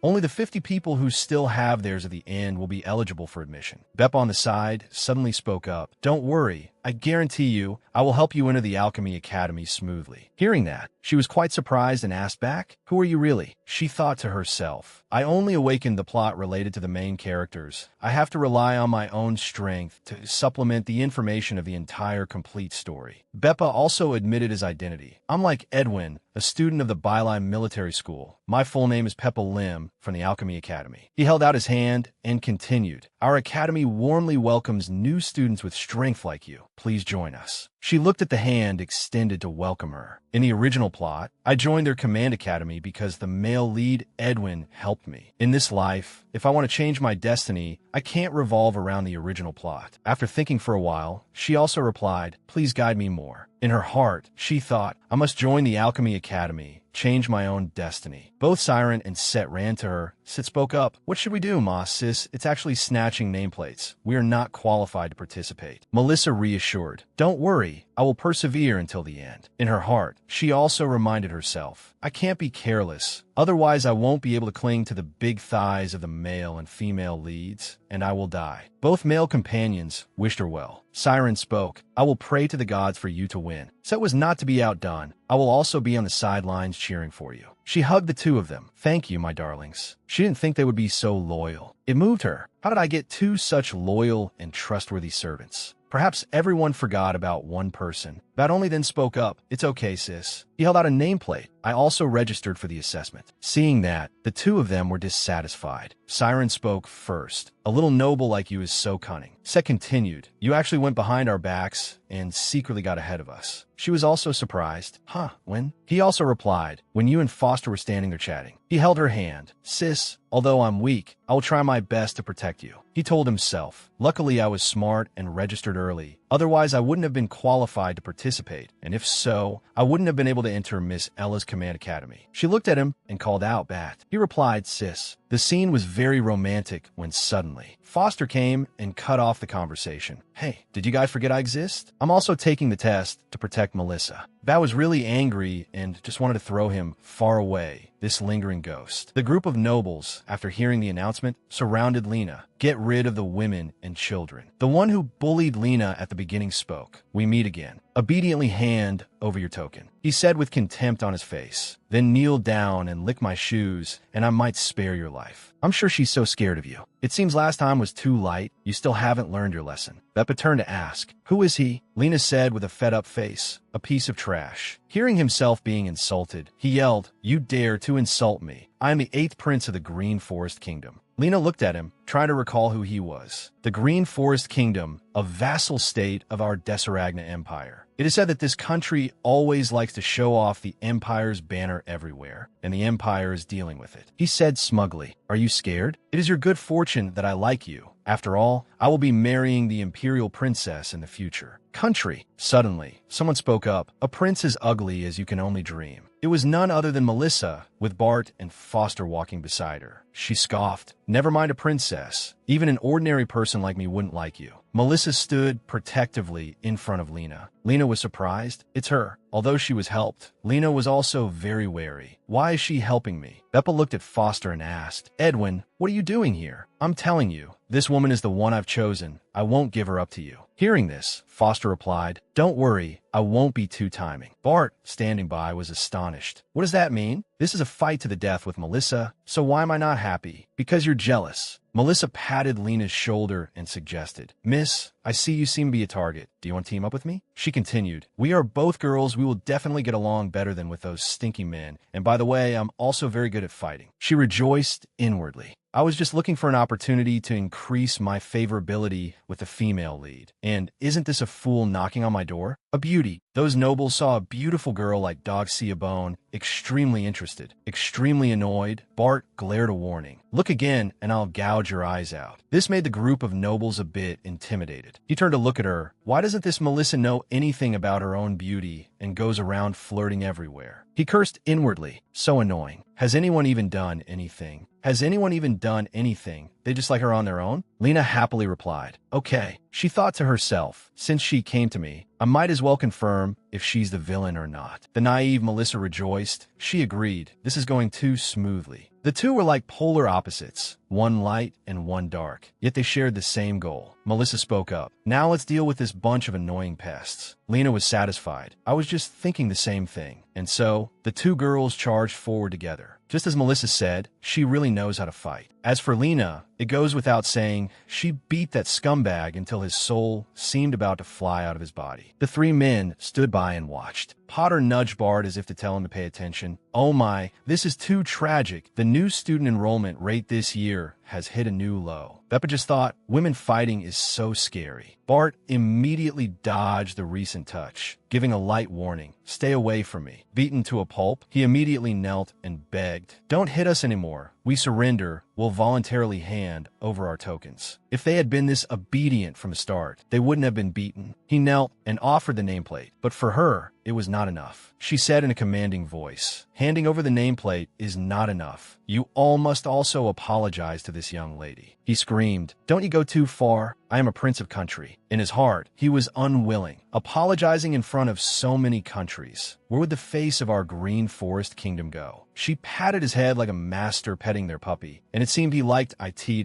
it seems your highness the prince is very resolute. Huh? She threatened in a low voice. Do you want me to help you break it? Hearing that, he shrank back like a turtle into its shell, feeling extremely scared. In the end, the prince had to humble himself. I'm sorry. He cursed inwardly. Damn it, I can't beat her. That's called being a coward. She stroked him as if he were her pet. Good boy. Wouldn't it have been better to do this sooner? Potter said from the side. I didn't realize Miss Melissa was so strong. He couldn't help but feel intrigued. Interesting, pursuing a woman like that is more of a challenge. Bar just scoffed from the side, feeling extremely annoyed. Talking is one thing, but why get so handsy? Melissa, that lecherous habit of hers. Lena walked over to Melissa and said, thank you. Lena was a very righteous girl. Even in her thoughts, if it weren't for her, I probably wouldn't have been able to get out of this unscathed. No matter who she is, I owe her a favor. Melissa happily replied, it's only natural for girls to help each other. Besides, look at them. All the boys don't dare to come near. Melissa continued, after what just happened,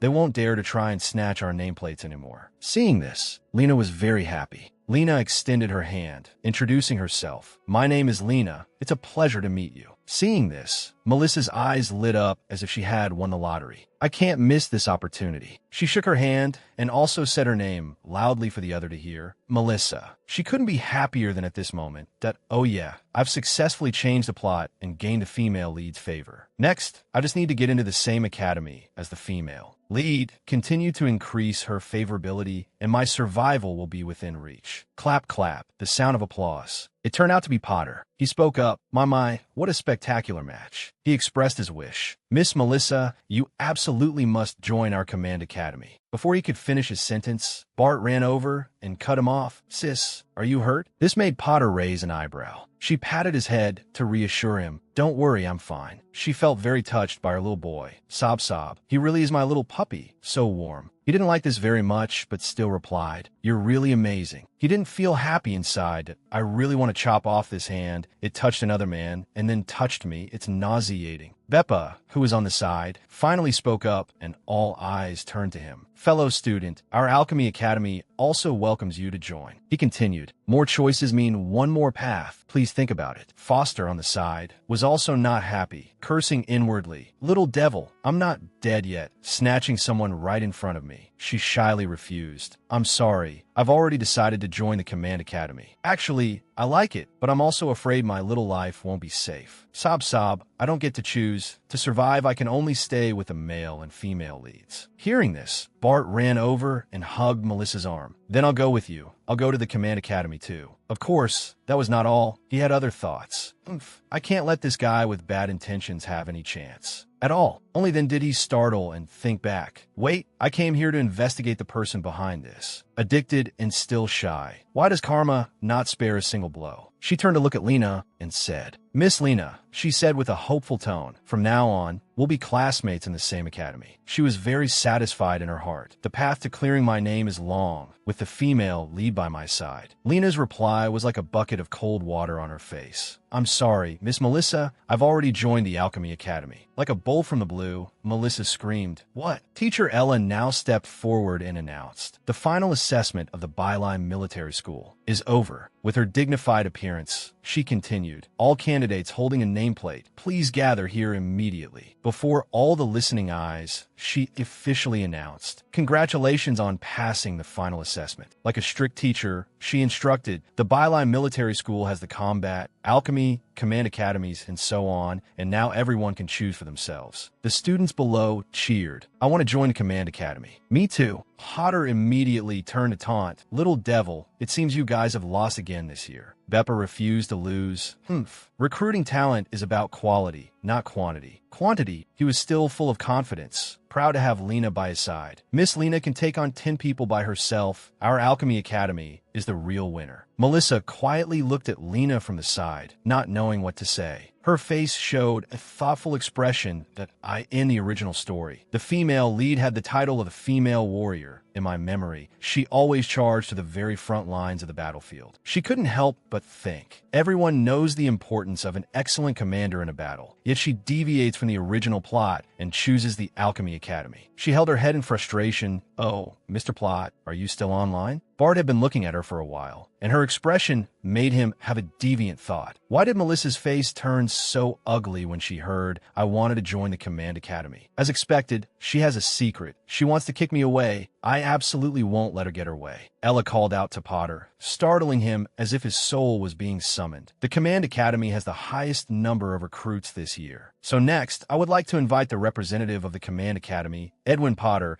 to introduce everyone to the history, development, and rules of our school. There's no escaping the sun. He sighed. That can't be avoided. It's fundamentally unavoidable. Following teacher Ella's words, he also went up to introduce to everyone, and everyone below cheered for him. Only Melissa was pensive.mr. Potter is truly a dragon among men, worthy of being the original male lead. He shines brightly everywhere, attracting everyone's gaze. Bart walked over and called, "Sis." She turned and scoffed. Perhaps he was sulking. He spoke up. "Am I not handsome enough? Why do you keep looking at other men?" He was very unhappy. "Before I get my revenge, this lecherous woman Melissa shouldn't even think about happily meeting anyone she loves." Being asked that, she was also surprised. "What? How could that be? I was just listening to Mr. Potter's introduction to the school. Only by fully understanding the rules of this place can we avoid being easily bullied by others. I won't let anyone bully you. I will try to become stronger, to be a model husband who can protect you." His face didn't match his heart. In his head, he thought differently. One day, I will kill you with my own hands. And one day, he would be slapped in the face for that thought. As for her, she was like a dazed little deer, feeling moved by those words.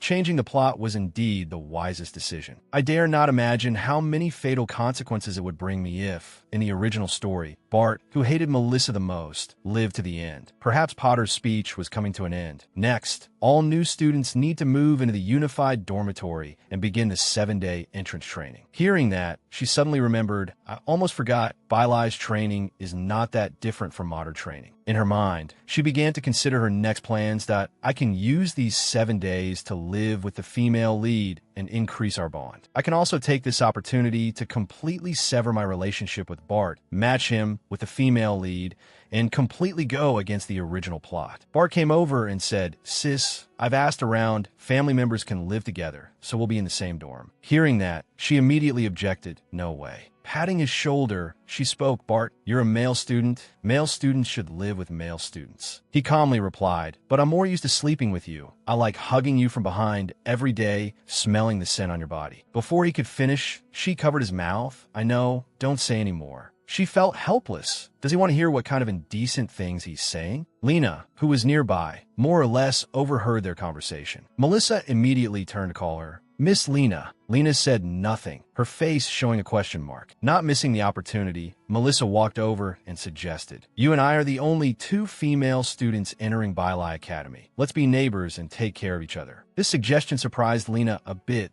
Before she could finish, Potter came over and interrupted. "Miss Melissa, as the dormitory manager, I have arranged my room next to you 2. If you need anything, just find me." Bart did not agree with this.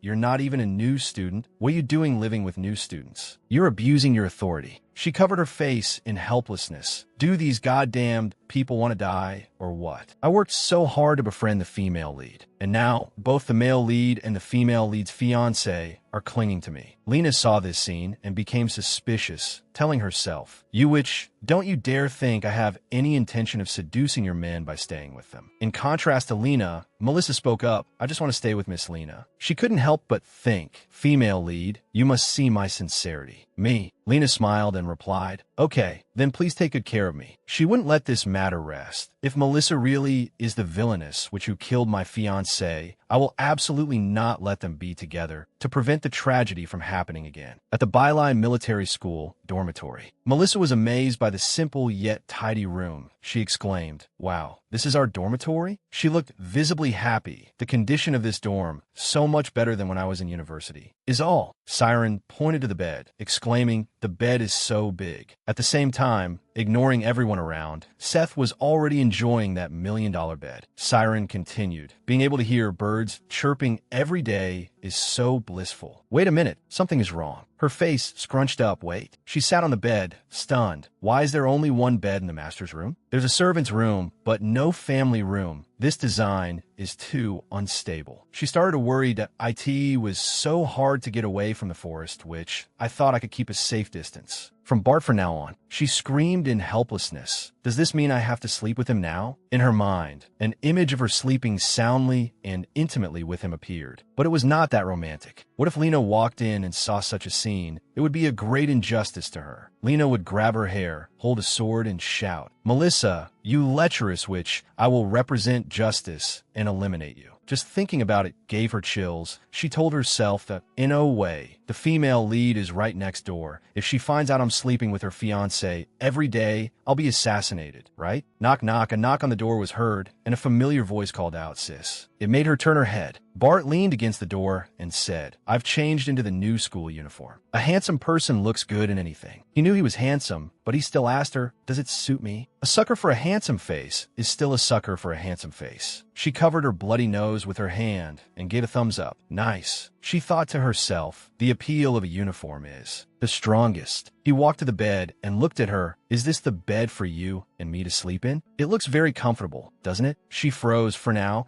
She just forced a smile, a wry one at that it's even more comfortable for one person to sleep in. She then spoke up, "Don't worry, I'll go find Senior Edwin and ask for another room. For now, this little rabbit is for you." He immediately moved towards her, shouting, "Don't." He hugged her and started to act. "I just want to be with you." An Oscar-worthy actor, she couldn't help but think. After enrolling, Melissa will definitely look for the mastermind behind the scenes. I must monitor her every move at all times to quickly find out the truth. As for her, the innocent deer didn't know what was about to happen. In this situation, not knowing what to do, she asked herself, what should I do with this possessive person? Now she noticed a shirt and spoke up, "Hey," pointing the shirt on him. "Bart, your uniform button is still undone." He immediately grabbed her hand, then said forcefully, "You help me button it up." She was being mesmerized by his charming beauty. Being so mesmerized, she didn't refuse, just grumbled while doing it. "Honestly, you're not a child anymore." Coincidentally, at this moment, Lena was passing by their room. She instinctively turned back when she heard a sound from inside. "Use a little more force, it's that I can't. The hole is too small. It won't go in." Hearing these words, Lena couldn't help but be startled.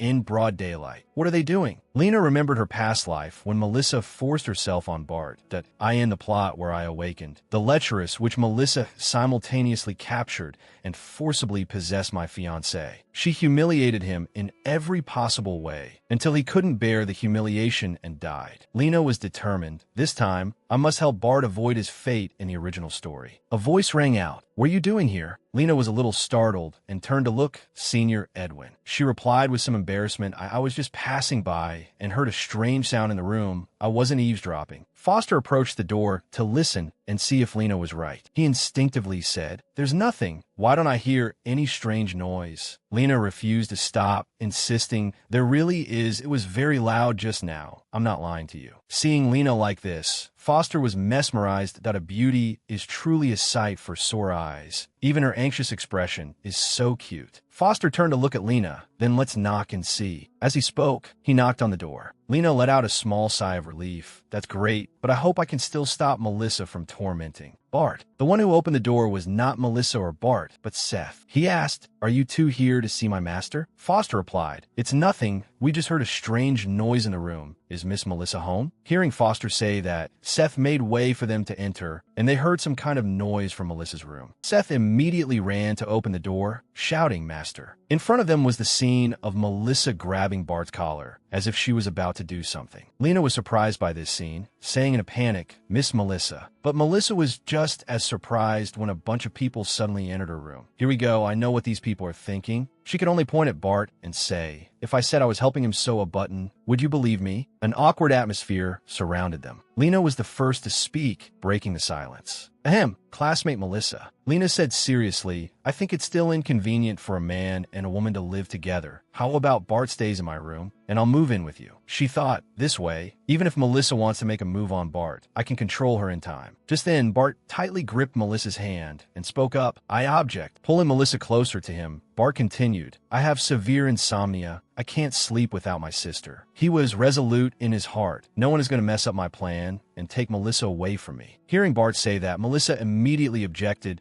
be good. Listen to me. At most, I'll tuck you in every day before going back to my room. There was no way Melissa would pass up this opportunity. How can I miss such a good opportunity to cultivate my relationship with a female lead? Hearing the group argue for a while, Senior Foster cut in. I'm afraid that's not possible. Looking at Melissa and the other two, Foster explained, according to the rules of the byline military, once the dormitories are assigned, they cannot be changed. Hearing this, both Lena and Melissa exclaimed, why is that? This surprised Foster with the two girls' reaction. Melissa tried to think of a way. Then can we add a room for Bart? After all, men and women are different. It's not convenient to live together. She thought to herself, even if I can't live with the female lead, I must be determined to keep my distance from my Bart. Hearing this, Foster said, but when you were drunk, Bart said you two already sleep together at home, so I arranged it this way. Hearing Foster say that, Melissa shouted in surprise, what? She turned to question Bart immediately. You told him that? Bart, with an innocent face, replied, sis, I was just telling the truth. Collapsing, her world felt like it was falling apart. Melissa wondered, it's over. Will the female lead believe in my innocence and her fiancés? Foster scratched his head. The dormitories are all full now. There won't be any empty rooms until after the training is over. In short, if you have any requests, bring them up after the training is done. Bart cursed inwardly. Damn it, if the rooms have to be reassigned after the training ends, doesn't that mean I can't monitor Melissa? I must think of a way not to be kicked out by her. The next day, in the classroom, a voice rang out. There are 4 levels of alchemists. That voice belonged to none other than teacher Husum, standing at the podium. It seemed he had a partner on his hand. He lectured, Junior Alchemist, Intermediate Alchemist, Senior Alchemist, and Master Alchemist. The crone next to him flapped its wings and cawed incessantly. The teacher continued to lecture seriously. An outstanding alchemist can also play an important role in battle. The teacher continued, alchemists of senior level and above have the ability to turn decay into the power of society, and the weapons they forge can change shape at will. And the student Melissa, like many students, started to yawn, feeling bored. So boring. These settings from the original story. I've almost memorized them all. The teacher continued to lecture, now with a bit of practice. Letting the crow beside him fly up, he explained like this. Alchemy and witchcraft both have long histories. Witches need spells and rituals to initiate a ceremony, but alchemists can control all things just by relying on their understanding and will. As he spoke, the crow from before had turned into a sword. Holding the sword in his hand, the students cheered with excitement. Wow, so amazing, so alchemy is this magical. Snore, snore. Melissa was fast asleep, ignoring the cheers of the students around her. Both Potter and Bart looked at Melissa, wondering how this girl could sleep so soundly. Bart clenched his fist, feeling somewhat annoyed. This useless Melissa, besides seducing men, she's really bad at everything. In contrast, Potter's gaze towards Melissa was 3 parts helplessness, 7 parts adoration. That beauty is indeed different. Even sleeping is so beautiful. Scratch, scratch. The sound of writing filled the air. Lena focused on her studies, taking detailed notes. A model student and good grandchild of Uncle Ho. She thought that in my previous life, I spent my whole life studying how to become a top-tier commander. Now is a completely new opportunity. I must learn this mysterious alchemy. Teacher Husum turned and pointed at Peppa. The highest realm of alchemy is changing one's own form. Now, I will have the Alchemy Academy's teaching assistant, Peppa, demonstrate for everyone. Peppa hugged the bear and stepped up with high knees. As he walked up the steps, he transformed into an adult. Melissa woke up just as Peppa had grown up. She rubbed her eyes and looked up at the board. Seeing the scene before her, she was wide awake. Her eyes wide opened. Oh my God, a super handsome young man appeared before my eyes. Peppa then introduced himself. Hello everyone, this is my true form. My name is Peppa. Melissa was extremely surprised to see this form of Peppa. Lena was even more astonished, her jaw dropping as she stared. Melissa couldn't believe her eyes. Isn't he the first person to like the female lead when she entered the Byline Military Academy? in the original story? What did this young man eat to be so handsome? His posture is also very confident. His whole body exudes an incredibly strong aura. Melissa stared at Peppa and then remembered that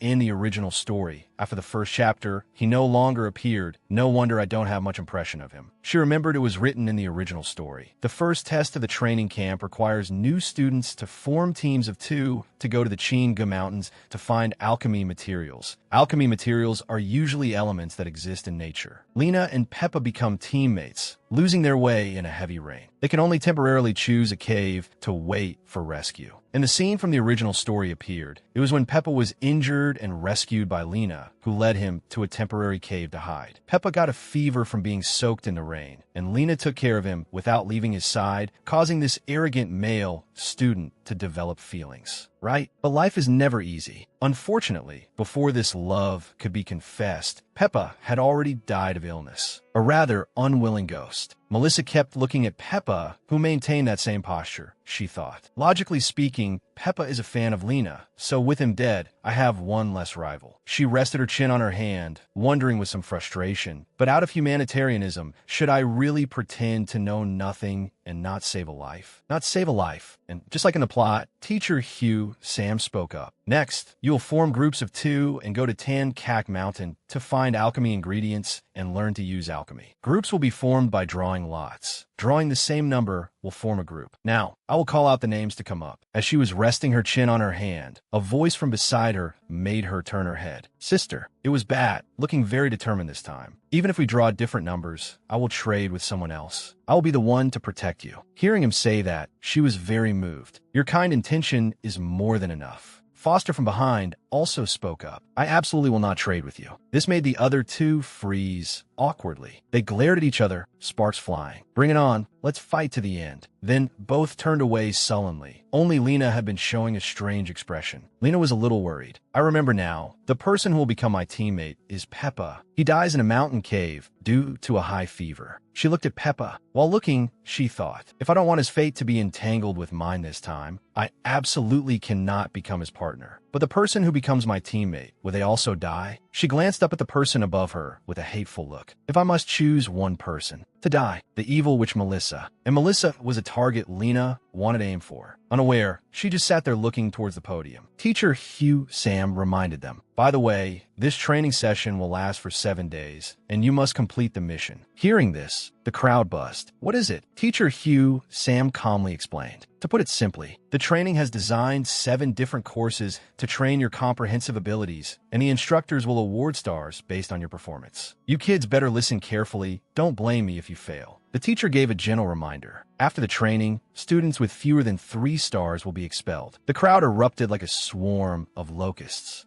Why is it like this? It was so hard to get into Bili, I don't want to be expelled. The teacher was all too familiar with this scene and turned to Peppa. All right, Peppa, you will be in charge of recording the team information. He immediately replied, yes, Teacher Hugh Sam. Suddenly, Melissa raised her hand to speak. Wait, teacher. Hearing that, the teacher turned to Melissa and asked, this student, do you have another question? She replied, excuse me, do senior students like Foster and the others also have to draw lots to form teams? They aren't new students. The teacher explained, theoretically, it's unrelated, but they must accompany you to ensure the safety of the new students. So, they will also participate in forming groups. The good student Lena also raised her hand. Teacher, I also have a question. She asked, Senior Peppa is originally from the Alchemy Academy, so the person in his group will surely get stars easily. This is unfair to the other new students. She solemnly proposed, I have a way to better protect the new student's safety. She thought, since Melissa asked, I can take this chance to try and stop Peppa from forming a group to change the plot. This girl is really interesting. The teacher looked at Lena and said, let's hear it. She stood up and presented her idea, which caught Melissa's attention. We can have Senior Peppa and Senior Foster act as guides for us new students. She continued to propose. Students who have already formed teams can choose to join either of their groups. For example, A for Peppa and B for Foster. They are both heartthrobs. Melissa also really liked Lena's plan. She gave an amused smile. Wonderful. This way I don't have to worry about the male cannon fodder teaming up with the female lead and dying. Our boy had been forgotten for a while, but seeing Melissa's expression, he also had to make a plan. This won't do. If I happen to become an enemy of Melissa, then some of us will have one less star, and the chance of being expelled will increase. No sooner said than done. Bat spoke up. Teacher, I also had an idea. I absolutely cannot sit back and wait to die, he thought. Teacher Hugh Sam was very pleased with the first class being like this. He said, I'm very happy that you are all participating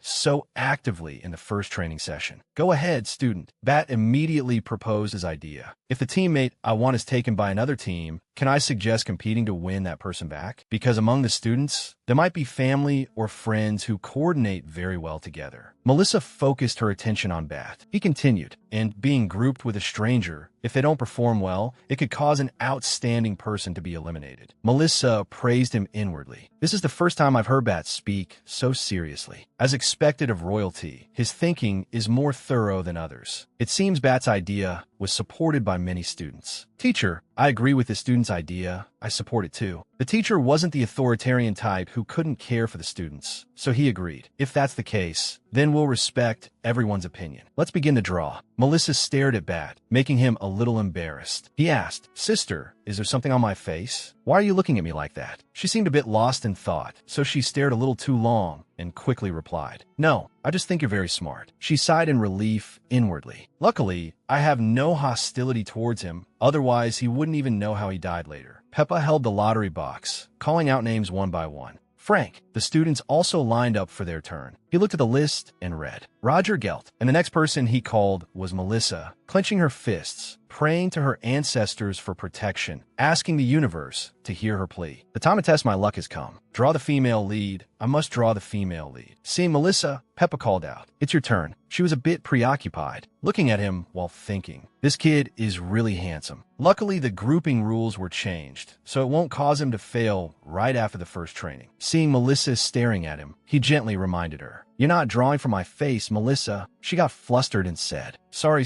my apologies. Abracadabra. The lot opened, and she exclaimed, Wow, number 6, a lucky number. She immediately turned to find her partner. Did anyone draw the same number as me? Foster came over and spoke, scaring the soul out of Melissa. Lady Melissa, no matter who you draw, you are welcome to join my group. She simply replied, Thank you for the invitation, senior. But inside, she was sneering hard. I don't want to lead him and his rotten little gang to victory. I just want to lead the girls. Meanwhile, another version of Melissa was remembering the principal. The original comic had no plot related to Melissa, so who will I end up drawing? She was looking around for her partner, not noticing someone behind her clutching their lottery result. It was none other than our handsome Bat. He looked at Melissa, determined to be in the same group. He told himself, no matter who Melissa draws, I absolutely will not let her escape this chance of mine. After entering Tai Kak Mountain, she very likely colluded with my mother to instigate. I must keep a close watch on her every move. A voice rang out. What a coincidence. I'm also number 6. That sentence made Melissa and Bat turn around in surprise to see who it was. Lena showed the number 6 in her hand and said happily, Lady Melissa and I are in the same team. On the other hand, she thought, I can't believe I was assigned to the same team as her. She has helped me before. If I really let her die on the mountain in Peppa's place, I'm afraid my conscience will be trouble for the rest of my life. It seems the gods heard Melissa's plea. She shook hands with Lena joyfully. This is great. Lena, we're teammates. In the distance, Bat was so angry he could spit blood as he opened his lot to see his number. Bat's attention was focused on the number he drew. He shouted loudly, Wait, I'm also number 6. That's life. Anything can happen. Bat's words once again attracted the attention of everyone. Foster came over, patted his shoulder, and explained, I can understand your desire to be on the same team as Lady Melissa, but it's impossible for the lottery to produce 3 identical numbers. Bat immediately showed the number he had just drawn. See for yourselves, this is number 6. The students started chattering again. Oh, it's real. What's going on? Does that mean our lots might also have duplicates? She walked over, took Bat's hand, and reminded him. Bat, be good. Don't cause trouble. You're mistaken. Hurry up and turn it upside down a look. She face-palmed. This case was beyond her. You drew a number 9. Bat also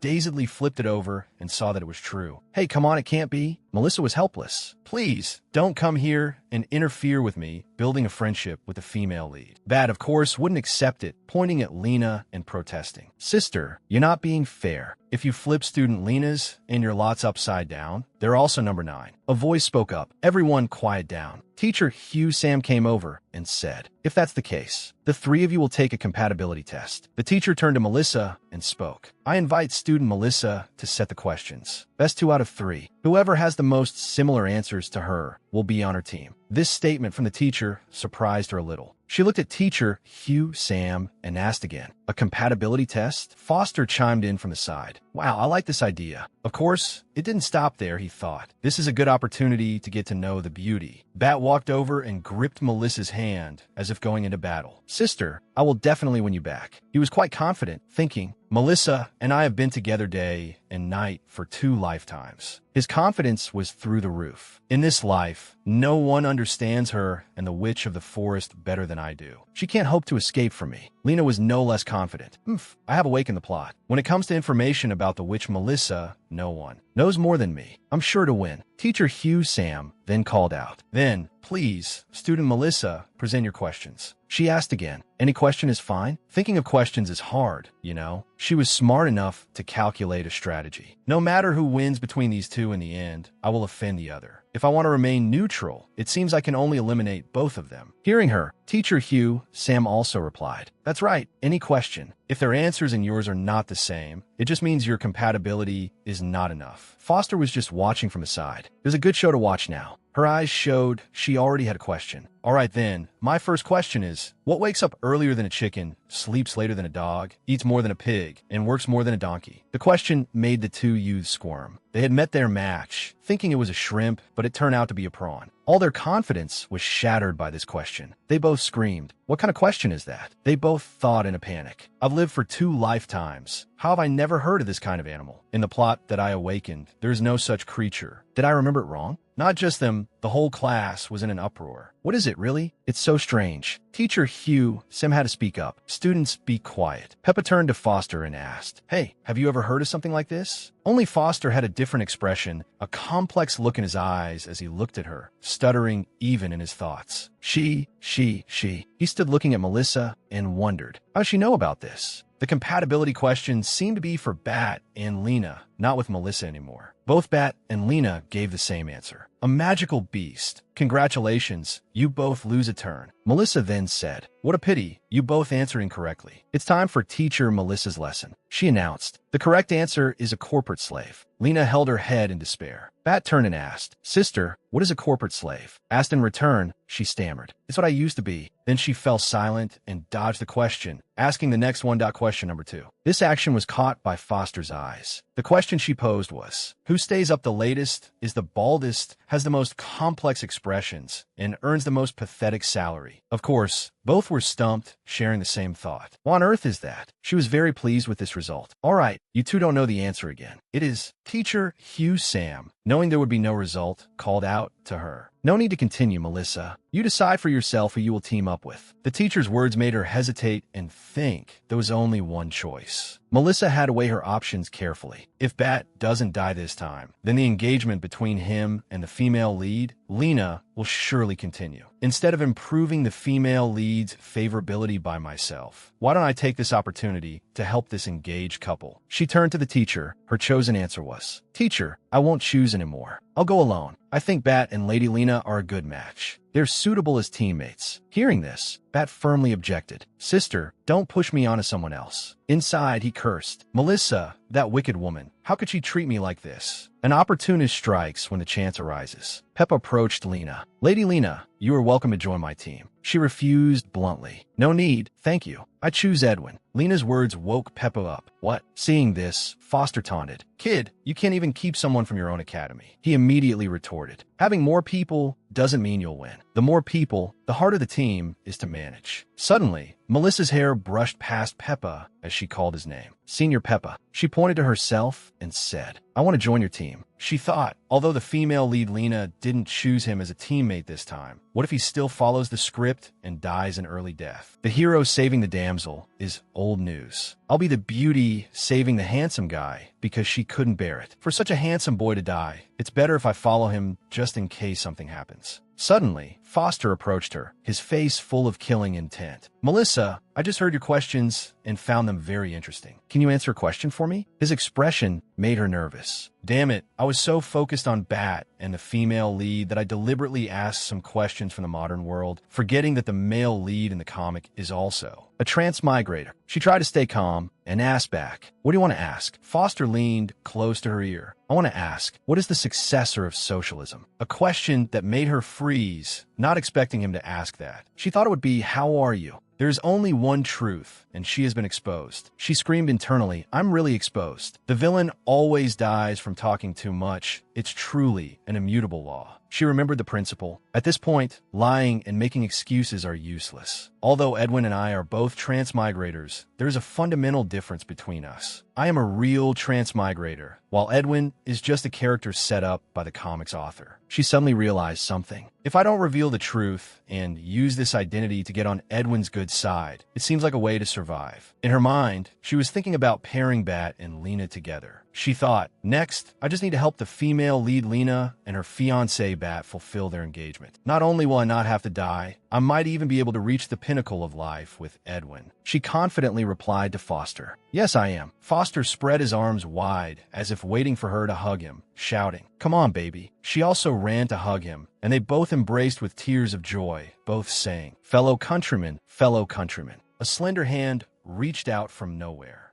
"Sister, this is a classroom." Bat looked at Melissa with extreme displeasure. "Even if you're going to be lewd, you should pick the right time and place. She's so shameless." Bat pointed at Foster. "Teacher, he's publicly harassing a female student. Shouldn't his right to be a team captain be revoked?" Foster was dumbfounded. "This is slander." He immediately spoke up. "Hey, you've got it all wrong." Foster tried to explain. "I just found out that Lady Melissa and I are from the same hometown, so I got excited." Melissa also spoke up. "That's right, Bat. You've misunderstood Senior Edwin. I may be naive, but I'm not stupid." Bat retorted, "Don't try to fool me. You can't possibly be from the same hometown." Bat remembered his past life. Melissa is from the Witch's Forest, a place inaccessible to humans. But he still wondered, why is she helping Edwin cover up? Has she really taken a liking to him? Lena was also suspicious when they said that. In the story I awakened, Edwin comes from a poor family in a remote town. Lena looked at the two people talking nonsense, both claiming to be countrymen. Meanwhile, Lena was thinking about the past life. Principal Bilal discovered his extraordinary talent during a study trip and brought him to the military academy. Why is he lying, saying that he and the lecherous supporting female character Melissa are from the same hometown? Bat suddenly had a thought. Could it be? Bat remembered when Melissa first came to the island. The first person Melissa came into contact with after arriving on the island was Edwin. Now, they're covering for each other. Could it be that there has been some connection between them for a long time? From Bat's perspective, Foster was now on his blacklist. Could it be that his death in the previous life was also related to him? And the lecherous witch Melissa is like a venomous snake. Bat began to deduce, but his deductions were like Mr. Maury's, leading nowhere. Perhaps he is the one behind Melissa. It seems the team selection is done. "Teacher," Hugh Sam shouted, "don't waste any more time. Everyone, head up the mountain immediately." And so the group set off for the mission location, with the two countrymen leading the way to start their chat. Foster eagerly asked Melissa if she had brought enough dried food and water. "If you encounter a fierce beast, don't be stubborn. Don't worry if you can't collect enough alchemy ingredients. I'm here. I'll take care of you." She was a little embarrassed by Foster's words.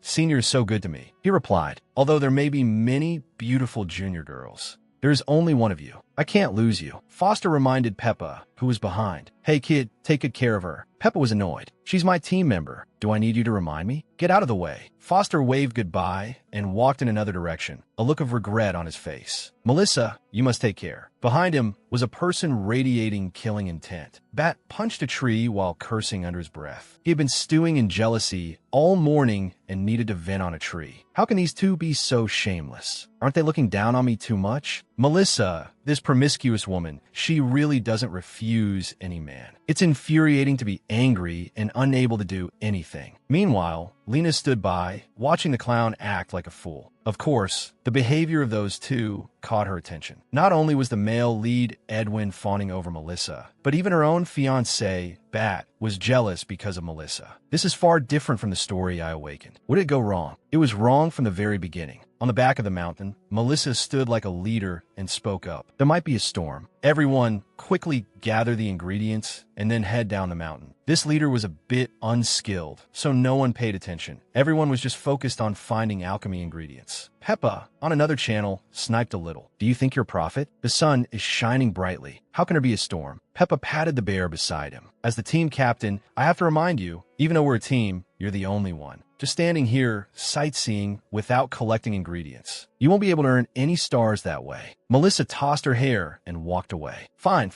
I'll get to work right away. She was disgusted in her heart. Who was it that forced this lady to join a team in the first place? I'm also doing this for you. What a useless pig of a teammate. Everyone was still diligently working on the mission. Only Bat was standing under a tree. He unconsciously tossed a stone, his gaze fixed elsewhere, lost in thought. Melissa, what is that foolish woman planning? Just when I suspected she and Edwin were plotting something, she chose the opposing team. Beside him, Lena's exclamation caught Bat's attention. Wow, what a beautiful mushroom. Bat looked at the mushroom Lena mentioned, and his eyes widened in shock. He immediately grabbed Lena's hand and shouted, "Don't touch it." His action surprised Lena, who turned and asked, "What's wrong? Is it poisonous?" Bat remembered his past life, when he was imprisoned by Melissa, her seductive voice echoing. Today I found something interesting. It can make people fall into desire, adding to our fun. The past lives Melissa approached Bat, her voice sweet as honey, but it was a deadly honey. "Come here, sweetie, let me feed you. Be good, open your mouth." Returning to the present, Bat stomped on the mushroom, only managing to say, "In short, this is not a good thing. If you see it in the future, don't touch it." He reminded her, the more beautiful the mushroom, the more poisonous it is. Seeing Bat's serious expression, Lena also replied, "All right." Suddenly, thunder crashed and birds flew everywhere, scaring the students out of their wits. It was clear and sunny, but there's thunder and lightning. It scared me to death. Another student said, "This is the first time I've seen this." Lena had noticed this extreme weather. As expected, this is a scene from the original story. A heavy rain is coming. Lena ran to Foster and said, "Senior, everyone has finished collecting. The weather is strange. I'm afraid it's about to rain. I think it's best to go down the mountain now to ensure everyone's safety." Foster agreed. "You're right. Victory is important, but everyone's safety is the most important thing." Foster then ordered, "Let's go down the mountain." Lena thought to herself, "My side is done. I wonder how Melissa and Peppa are doing." Birds were flocking back to their nests. Bat finally spoke up, "You guys go ahead. I still haven't found the ingredient I want." Hearing this, Foster tried to stop him. "No, I'm the team captain. Listen to me." Bat ignored him and ran off. "I'll come back when I find what I'm looking for." Lena wanted to stop him, but he was too fast. She could only call his name, Bat. Bat's heart was pounding. Looking at Melissa's team captain, I know he's unreliable. I wonder how she is. Is she in danger? Even in this situation, he could still lie to himself. It's not that I'm worried about her safety. I'm just worried that if she gets injured and dies, I'll also be implicated because of the Heart Seal curse and won't be able to investigate the truth. Half a day later, the students were still taking shelter from the rain. Many began to complain. It's really raining. It's raining so hard on the mountain that we can't see the direction. Luckily, our team captain was wise and led us down the mountain early. Bat was also affected by the heavy rain, cursing under his breath. "Damn it, I can't open my eyes. This is not a normal rainstorm." Suddenly, he saw a few people running towards him and shouted, "Melissa!" He couldn't see Melissa anywhere, only the students who ran up and spoke. "Did Teacher Hugh, Sam, send you to pick us up? The rain is too heavy. We're completely lost." He didn't bother listening to them, just walked over and grabbed his shoulder to ask, "Where's Melissa?" The student replied, "The team captain went to find a path. Melissa went with him. They haven't come back yet." That sentence terrified Bat, his face showing his worry for her. Rumble. The rain didn't stop, but grew heavier, and birds flew about chaotically, seeking shelter. At the other end of the bridge, Melissa was helping Peppa to a cave, encouraging him as they went. "Senior Peppa, just hold on a little longer." Any more? Melissa struggled to support Peppa, who was clearly unwell. She said, "There's a cave ahead. Let's go there to take shelter from the rain." Peppa, struggling and exhausted but still trying to maintain his pride, spoke up, "I can walk by myself. I don't need you to support me." Melissa immediately objected that you're already exhausted and I have to listen to this. "Stop talking nonsense. You have a high fever that isn't going down. Forget about walking. If I let go, you might just drop dead on the spot." Peppa wanted to say something, but he was too weak and could only let out 2 dry coughs. "Cough, cough." Regardless of what you think, she pressed herself close to him. He blushed and cried out, "What are you doing?" Melissa didn't answer, lost in thought. Strange, his body temperature is getting higher and higher. In modern times, this would be at least over 40 degrees. No wonder he died so quickly in the original story. Peppa immediately pushed her away. You lecherous woman, are you taking advantage of my illness to tease me, right? Being wrongly accused. She cursed back. What nonsense are you talking about, you old coot? I can't use my hands right now, so I had to use my face to check your temperature. Can you stop having such wild thoughts? She thought resentfully. Although he's very handsome, I'm not that casual, you. No. She went into the cave and breathed a sigh of relief. Phew, I can finally breathe a sigh of relief. Immediately, Peppa pushed her away and said, "Let go of me. Stay away from me." His face was full of thought. This is the first time I've had physical contact with a girl. So a girl's body isn't as sturdy as a boy's, and there's a faint fragrance too. He looked at his current situation, comparing himself to Foster, and saw a stark difference. Even though I'm the principal's son, a genius ranked top 1 or 2 in the school, the female students have never thought highly of me for those things. They are all mesmerized by that scoundrel Edwin. Even my parents feel that I'm not as good as that Edwin guy. Senior Peppa, Melissa called him, startling him a little as he looked up. He saw her pointing at something that we're so lucky. There's a lot of dry firewood here. You rest for a bit, I'll go start a fire. With that, she started gathering the dry firewood while he just stood there watching her. Seeing her actions, he couldn't help but think. Anyone with sharp eyes can see that Edwin is very interested in Melissa right now, and Melissa doesn't seem to dislike him either. But why? When forming teams, did she ignore Edwin and choose me? There are moments in a day when one isn't normal, and at this very moment, Peppa thought, could it be that she likes me? Meanwhile, she cheered, all done. It turned out she had gathered the dry firewood to start a fire for warmth. Looking at the pile of dry wood, she prepared to cast a magic spell. Since it's so cold, let's quickly warm up by the fire. Peppa spoke up from behind. Do you not have anything to start a fire with? Hearing that, she panicked and extinguished the magic flame in her hand. Thank heavens, that was a close call. Damn it, I was almost exposed. A bit awkwardly, she turned and asked, Senior Peppa, do you know fire alchemy? Who did she think he was? But knowing he was sick, he replied that I know it, but I don't have the strength to perform it right now. However, I can teach you.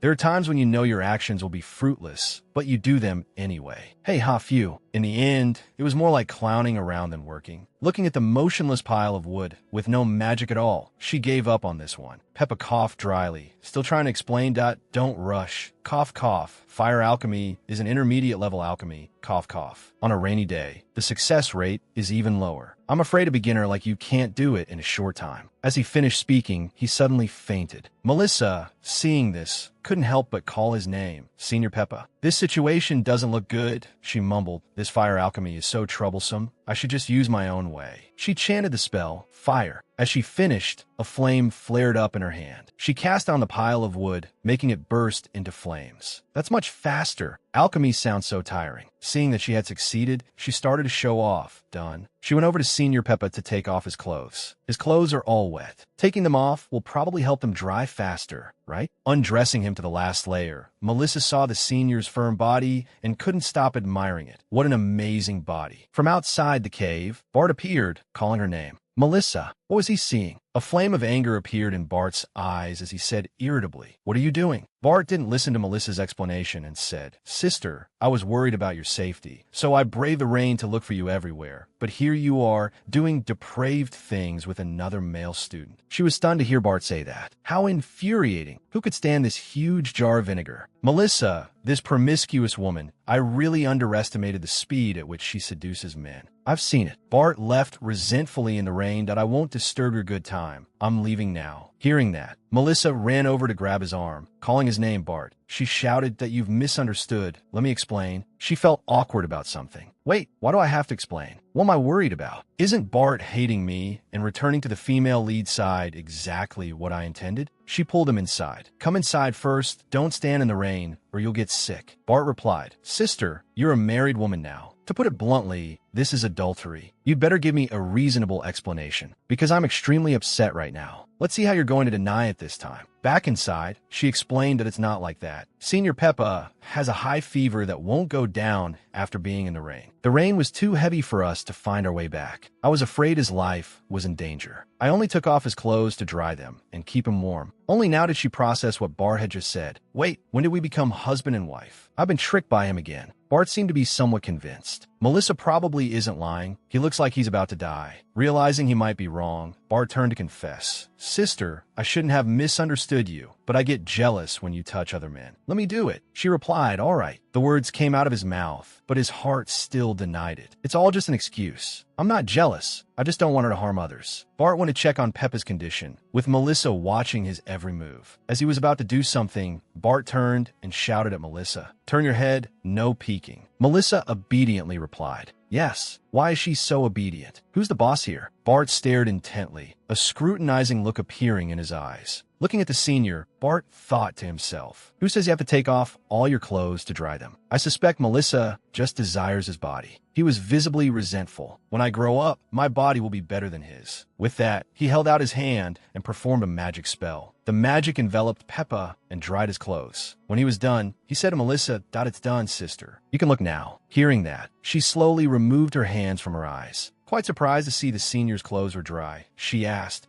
why are his clothes back on instead of being taken off? She realized something and came over to ask, "That's not right. How are his clothes all dry? What did you do to him?" He explained that tea often rains in our country. This is just a quick way to dry clothes. You don't need to mind it. Just think of it as a miracle. Suddenly, she looked up at Bart. One of her hands touched his face as she spoke. Silly. She continued, "So you can quickly dry Peppa. Then you should quickly dry yourself too. What clothes sticking to you will make you sick." Her actions and words made him blush completely. Maintaining his composure and handsome look, he took Melissa's hand and said, "But my miracle has run out, sister. I'm not good at this." As soon as he finished speaking, he sneezed. It seems the military school also trains students with top-tier acting skills. Pulling her closer, he continued his act. "Sister, I'm so cold, and my head is dizzy. Help me take off my wet clothes to dry them." Inside, he thought, this lewd woman Melissa has long coveted my body. She definitely won't refuse. She stammered in reply, "All right, fine then." She didn't think much of it. Even though I don't know what Bart's method is, seeing him like this, it must have been very taxing. The naive Melissa thought very simply. He was in the rain for so long, he could very well have caught a cold. I must deal with it quickly. With that, she began to take off his shirt, her face slightly red. Who wouldn't be tempted by the body in front of them, let alone Melissa? She asked herself, it's also taking off clothes, so why does my heart beat twice as fast when facing Bart? He took Melissa's hand and placed it on his chest. "Sister, am I too skinny? You prefer Senior Peppa's body, don't you?" She immediately jumped up to object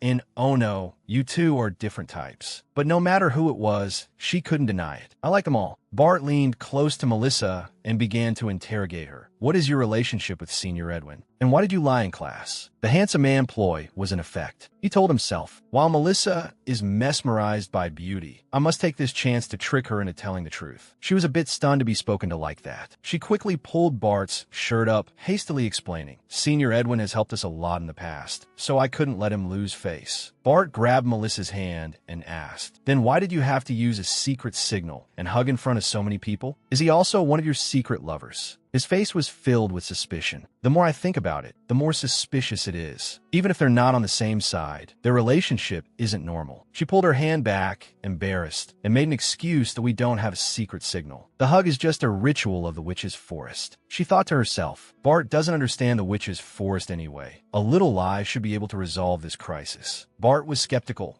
So the witch's forest has this ritual? First time I've heard of it. She secretly sighed in relief. That's right. So don't be suspicious. Senior Edwin and I really have nothing going on." What she didn't expect was for him to open his arms and reply, "And oh, you've never used this ritual with me." The lie was insignificant. Bart demanded of Melissa, "I want it too." Of course, there was no way she would agree. So she used Peppa as a shield. It's not convenient here. Senior Peppa is still here. She didn't realize she was scoring an own goal. "Crap, I've dug my own grave." "That makes sense," he mused. "That's right. It seems this ritual is better with more witnesses. After all, you've hugged Senior Edwin in front of the whole class." A bold proposal was made. "Then when we get back, hug me in front of the whole school." She shouted, "What? Are you kidding me? I'm not doing something so embarrassing." Melissa clenched her fists and just said, "No." "What? You can't." She gritted her teeth, then braced herself and lunged forward, hugging Bart's firm body in surprise. She blushed with embarrassment and, "Oh, no need. I can hug you right now." They say there's a moment in a day when one isn't normal, and she thought so too. "There's a patient here. What on earth am I doing?" Bart took Melissa's hand and placed it on his chest, then spoke, "Sister, can you feel it? My heart is beating fast for you." but I'm very worried that I'm not the only one in your heart. Hearing him say that, she was a little surprised and replied, "No, there's no one else in my heart." Her infatuation flared up. "Right now, my heart only has you and your muscles." He continued to attack her relentlessly, leaving her silent. "What about Senior Edwin? Are you still unwilling to tell me your real relationship with him? A husband and wife should be honest with each other. Even if you're having an affair, it's because I'm not good enough." What was she hearing? This was really going too far. Oh my God, save the plot. I really can't hold it together anymore. What should she do now? She pushed Bart away to calm down and think. "I can't tell him. Kid, the world you're living in is just a comic book, and I'm not the original witch." Melissa, after all this talking, he still doesn't get it. She had to continue explaining. "Ahem, Bart, you're too suspicious. Senior Edwin and I just have a normal classmate relationship. If you keep this up, I'll get angry." A soft approach is the best way to bind him, she thought. I wonder if this trick will work on him? He thought, I have to use my brain again. Melissa, this stupid woman, didn't fall for the trap at the crucial moment. It seems I'm not strong enough yet. The second shot for Bart's boldness. "All right, I won't be jealous anymore. Give me a kiss to comfort me." She flatly refused. "No, you're going too far." Regardless of her refusal, he slowly lifted her chin, placing a sweet kiss on her lips that contained a whole vat of sour vinegar. It seems he's starting to get corrupted. "I won't give up. I will conquer your heart step by step and find all the answers I want." Being forcibly kissed like that, she was deeply shocked. She immediately pushed him away. "Oh, you can't. What if Senior Peppa wakes up and sees?" Her mouth said that, but her heart was pounding wildly. "My heart is beating so fast. This is my second kiss with Bart, right? Even though it wasn't forced, my heart is still pounding." How strange. This action displeased him, and he asked, "Sister, do you hate me touching you that much? If so, why did you snatch me to be your husband? If it weren't for you, I might have married a princess by now, maybe even have children. Would you have liked that?" She couldn't refute it because it was too true. The kid has a point, I can't argue. She clenched his hand and spoke that I don't hate you. She explained earnestly that it's just that I now understand that snatching a groom was a mistake. I don't want you to be tied down. I want to give you back your freedom so you can find the one you truly love. She was very confident in her acting skills. My tone is very sincere. The kid will definitely believe me. But it was a trap. He pointed to the mark on his neck, that if you've already decided so. He said with a firm voice, "Then help me break the curse. My life is still in your hands, isn't it?" He thought to himself, if I can't gather any useful information, then tricking Melissa into breaking the curse is also good. That way I can freely use my abilities without being restrained by her. He was still very clear-headed, because even now, if I attack or kill her, I will have to suffer the same pain as her. She turned to look at the back of his neck. You mean this engraving? She was also a bit flustered. What is the way to break the curse? In my memory, this thing was only used by Melissa to bind her lovers. There was no precedent for breaking it. He pulled her even closer. "Sister, my true love is you, but I want our love to be based on equality. You don't need to threaten me with my life. My love for you will never change." He never expected to say such words one day. Even he himself had to admit, I feel like throwing up. I never thought I'd have to make this kind of disgusting confession to Melissa. She came over and admitted that I'm sorry. I had no choice but to cast a spell on you back then. I will help you break it. Her mouth said so, but her heart didn't know how. Being transmigrated at this point in the story, I have no way. He couldn't believe his ears and asked again, "Really?" She replied, "Really, but not now. The rain has stopped. We have to take Senior Peppa down the mountain for treatment first." It was all an excuse. The main reason was, in the meantime, let me figure out how to break it. He was still very suspicious. "You're not tricking me, are you?" He wondered. Can Melissa's words really be trusted? She said with certainty, "Don't worry. I keep my word. Because I've secured a powerful backer now. Now that I'm at Byline Military Academy, with the male lead Edwin behind me, even without the curse, Bart isn't strong enough to do anything to me." Hearing this, he joyfully clasped his hands. "Thank you, sister." Outside, the rain had stopped, and flocks of birds flew across the sky. The three of them started down the mountain, with Bart carrying Peppa. She turned and asked, "His condition is better than before." It looked that way, but it wasn't. Bart replied vaguely, "Not yet." He thought, luckily she didn't go crazy and attack the patient. Otherwise, he would have been dead long ago. Peppa gradually woke up, letting out a soft groan. He thought, my head hurts so much. Seeing Peppa was awake, she cheered joyfully. "Senior Peppa, you're awake. We were just about to take you down the mountain for treatment. He hesitated and turned to ask to me, with whom? Bart spoke up, with me. Be grateful. If it weren't for me, you'd be a corpse by now. Peppa looked at him and said that you're not a member of my team. Bart replied nonchalantly, that's right. I came looking for Sister Melissa. Bart looked at the senior and saved you from the hands of a lecherous witch in the process. You should be thanking me. But immediately, Peppa pushed him away.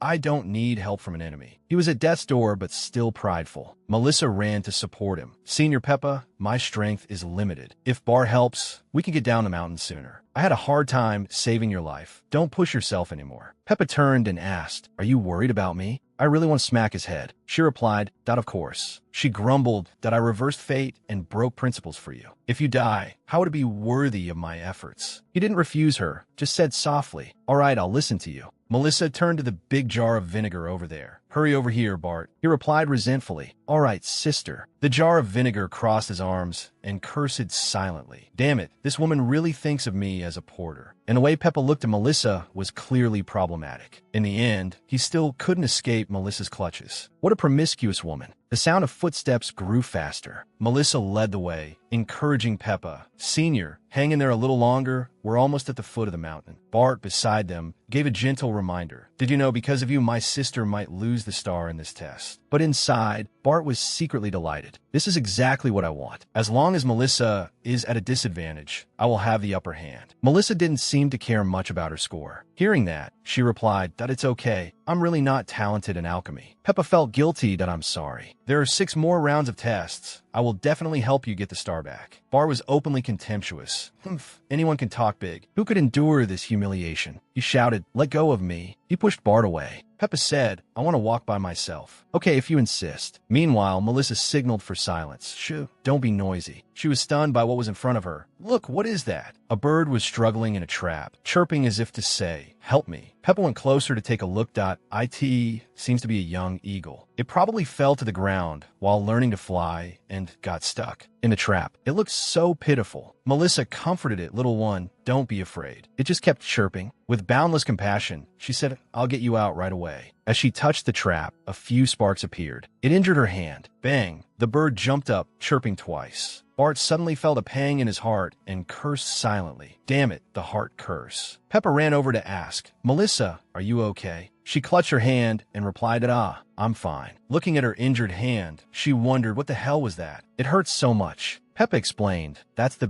Beast Taming Academy's silver fire trap. It's used to hunt dangerous magical beasts. It shouldn't be able to injure a person. She was stunned, her face turning pale. Silver, the only thing in the world that can kill. A witch. Looking at the singed bird, she asked again, is this thing made of silver? Peppa replied, not entirely, but contains silver components. Bart clenched his fist. He knew what was happening. Not surprising. I heard the witch clan occupies the birthplace of the god of light and suffers the god's punishment. Only weapons made of silver can injure and kill them. She bent down and apologized to the little bird. I'm sorry, I made your injury worse. Bart suddenly turned to check the wound on Melissa's hand. Bart turned and said softly to her, Sister, let me handle it. Only then did she realize something. She spoke up, Bart, I'm fine. She looked at Bart's hand and remembered the curse. It's because of the heart seal curse, isn't it? He shared some of the damage from me. Otherwise, I would be in more pain. Bart reassured her, luckily the heart seal curse hasn't been broken yet, so I can share the pain with you. I'm very happy. He was lying. It hurt like hell, but he had to pretend, holding a grudge in his heart. This pain, I will definitely return it twofold in the future. Click, clack, the sound of the trap being removed from the little bird. Bart held it out in front of her and spoke. It's open. She touched the little bird and advised, Little one, you can go now. Be careful next time. It didn't say anything, just flapped its wings and cooed once. Then it flew up, but it didn't fly away yet. It stayed and did something, and a blue color appeared around it. A blue light surrounded Melissa and Bart like a protective shield. Peppa was surprised by what was appearing before his eyes. What is that? Melissa suddenly looked around, then down at her hand. Surprisingly, the wound was healed. She wondered, the wound is gone. They all looked up at the magical bird. Peppa wondered, is it really just a young eagle? His brain suddenly remembered something, and he shouted it in, "Oh, that's a damn bird." When they're young, they look very similar to eagles and are often mistaken. Both Bart and Melissa turned towards Peppa. She spoke up, "What's a damn bird?" "It's time for Teacher Peppa's lesson. Everyone pay attention. The damn bird is a type of magical beast with healing abilities. The abilities of magical beasts vary greatly, with the healing type being the rarest." Peppa looked up at the bird flying around. "I can't believe we encountered such a rare magical beast here. This kind might only be seen once in 100 years. The Academy thought they were extinct." Melissa looked at the little bird and praised it endlessly. "Little one, it turns out you're so amazing." The little bird was tired now. It just chirped twice. Suddenly, a loud shout from behind startled her. "Catch it," Peppa explained. "As long as we have it, we can refine a healing weapon. We'll turn the tables right from the first round." Bart was a little worried about what Peppa said. "Damn it, I don't want this stupid bird to help Melissa turn things around." Melissa turned back and asked, "Senior Peppa, you want to kill it?" He replied calmly, "Of course, this is the key to our team's victory." Not wanting to be overbearing, he added, "Besides, you saved its life. If not, it would have starved to death here in a few days anyway." The little bird quietly landed on Melissa's shoulder. Bart spoke up that I don't agree. "Look, is this something a human should do? It just healed our wounds. How can we repay kindness with cruelty?" His main thought was, I can't let Melissa win. Melissa also seemed to really like this little bird, stroking its head. "That's right, I won't trade it for a star either. Besides, this bird was saved by Bart. It doesn't belong to our team." The jealous bat spoke up, scolding him. "You have already affected the team's performance, and now you want to steal the magical beast my sister discovered in exchange for a star. Are you even a man?" He took the opportunity to curse him to his heart's content. Melissa, at the side, admired him. "Bat is so kind. May he never turn evil." Being told that, Peppa was also taken aback. "I didn't mean that. I selfishly wanted to remind Melissa of the true value of the bird." Bat spoke up sassily. "Whatever value it has is none of your business. What right do you have to give orders?" Inside, he cursed silently. She just said, "I can't take you back to the academy. You should go now. It will be dangerous if someone else finds you." With that, she tossed it away, shouting, "Go away." And so, it obeyed her and flew far away. Peppa suddenly called her name. "Melissa." She turned around and apologized. "I'm sorry, Senior Peppa." She looked in the direction the little bird flew and said, "Every life is equal." "I can't do that." Behind them, Bat was stunned. "Life is equal." Are these really the words of the evil Melissa? This feeling is getting stranger. Is she really Melissa? Somewhere else, a flock of birds was still flying around the hills. That little bird was flying when it noticed a man under a tree. It flew down and said, "Dad." The man before it asked the little bird, "How'd it go?" Suddenly, that little bird transformed into a person, a very cute and adorable little boy. The boy said, "I like her. I want that which to be my mother." The man patted the child's head, smiling as he replied, "Really? If you say so, let's pay a visit to Blind Academy." Today's episode is over. Thank you sincerely for watching this video. See you again in the next videos.